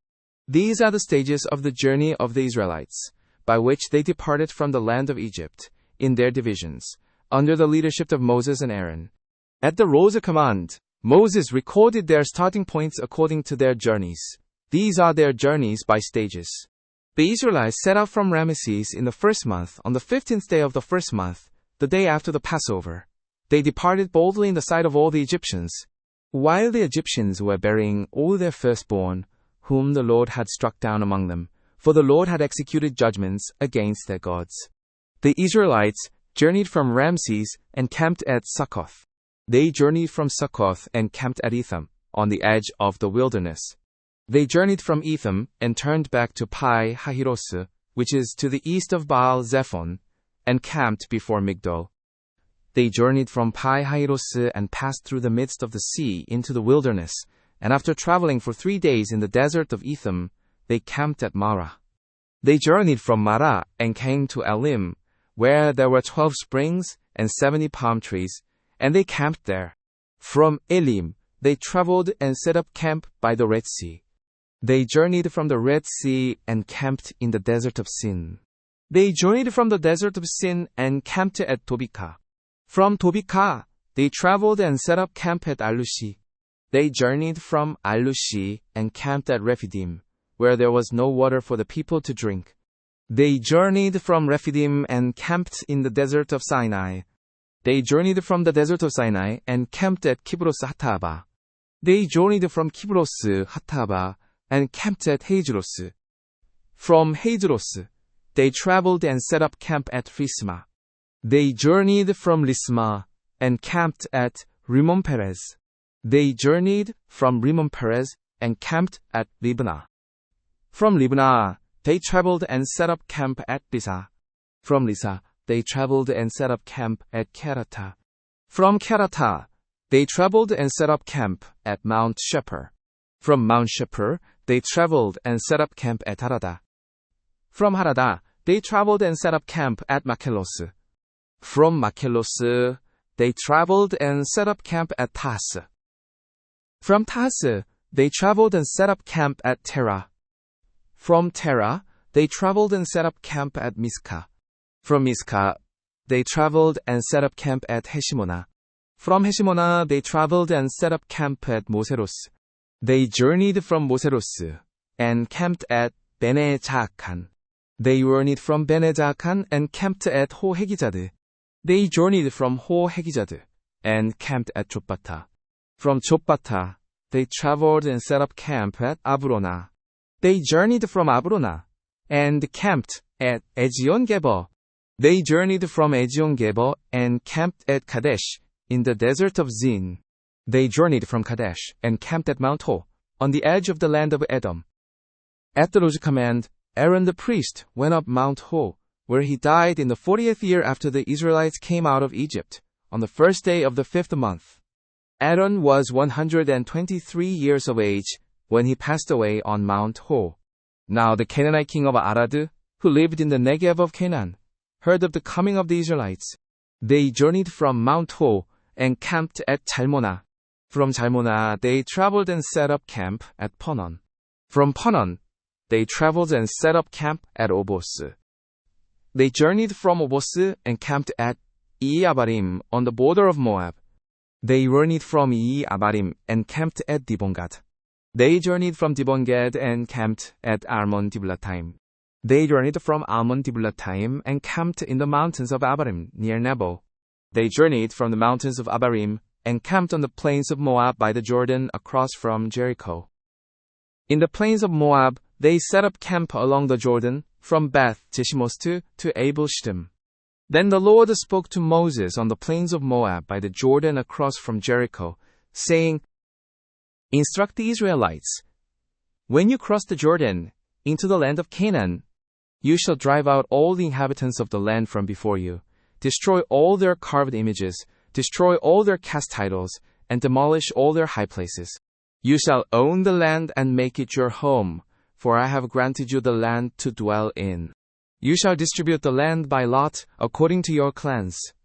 To a larger group, give a larger inheritance, and to a smaller group, a smaller one. Whatever falls to them by lot will be theirs. You shall distribute it according to your ancestral tribes. But if you do not drive out the inhabitants of the land from before you, those you allow to remain will become barbs in your eyes and thorns in your sides, and they will trouble you in the land where you will live. And what I plan to do to them, I will do to you. The Lord then spoke to Moses, saying these words, Command the Israelites and tell them, When you enter the land of Canaan, this is the land that shall be allotted to you as an inheritance with these boundaries. Your southern side shall extend from the wilderness of Zin along the border of Edom, and your southern boundary shall start from the eastern end of the Salt Sea. Cross south of the ascent of Anglebim, continue to Zin, Strowela, and go south of Kadesh Barnea. Then it shall reach Hazar Edor and continue to Azimon, where it shall turn and join the valleys of Egypt, ending at the Mediterranean Sea. Your western boundary shall be the coastline of the Mediterranean Sea. This shall be your boundary on the west. For your northern boundary, draw a line from the Mediterranean Sea to Mount Ho. From Mount Ho, draw the boundary to Lebo Hamas, and the boundary shall extend to Zedad. Continue to Zippuron, and end at Hazar Enan. This shall be your boundary on the north. For your eastern boundary, draw a line from Hazar Enan to Shipham. The boundary shall go down from Shephem to Diblah on the east side of Ain, and continue along the slopes, east of the Sea of Galilee. Then the boundary shall go down along the Jordan and end at the Salt Sea. This shall be your land, with its boundaries on every side. Moses commanded the Israelites, Assign this land by lot as an inheritance, as the Lord has commanded to give to the 9.5 tribes. For the tribe of Reuben, the tribe of Gad, and the half-tribe of Manasseh have received their inheritance according to their families. These 2.5 tribes have received their inheritance east of the Jordan opposite Jericho toward the sunrise. The Lord then spoke to Moses, saying these words, These are the names of the men who shall assign the land to you as an inheritance. Eleazar the priest and Joshua son of Nun. Appoint a leader from each tribe to assist in the allocation of the land.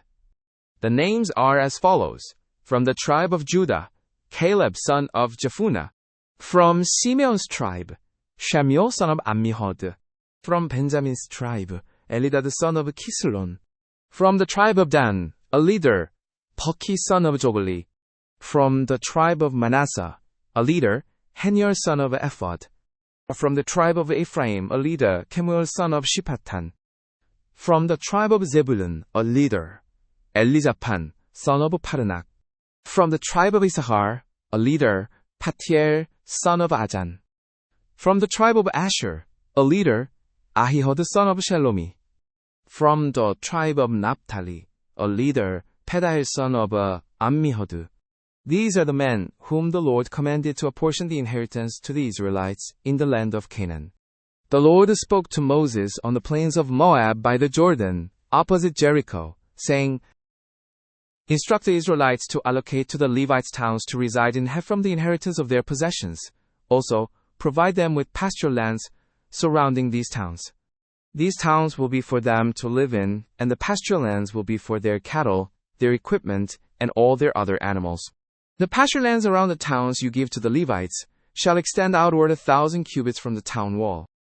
Measure 2,000 cubits outside the town on the east, south, west, and north sides, with the town in the center. This area will serve as pasture land for the towns. Of the towns you give to the Levites, designate 6 as cities of refuge, where someone who has committed manslaughter may flee. In addition, provide 42 other towns.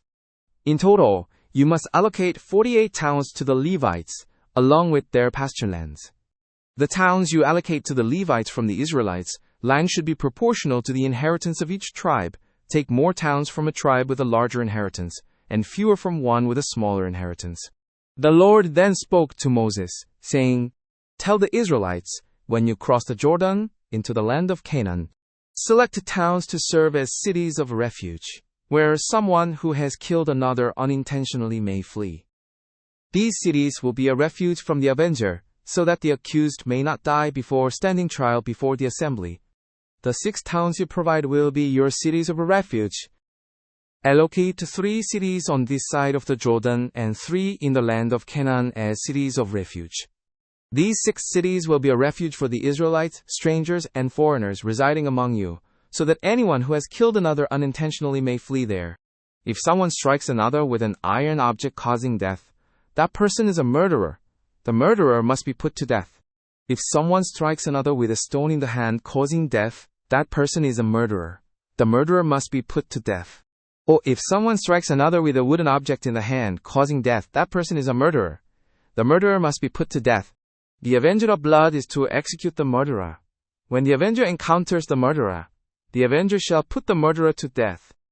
If someone pushes another out of hatred, or throws something at them with malicious intent, resulting in death, or if someone strikes another with hostility, causing death, the perpetrator is a murderer and must be put to death. The avenger of blood shall execute the murderer when they meet.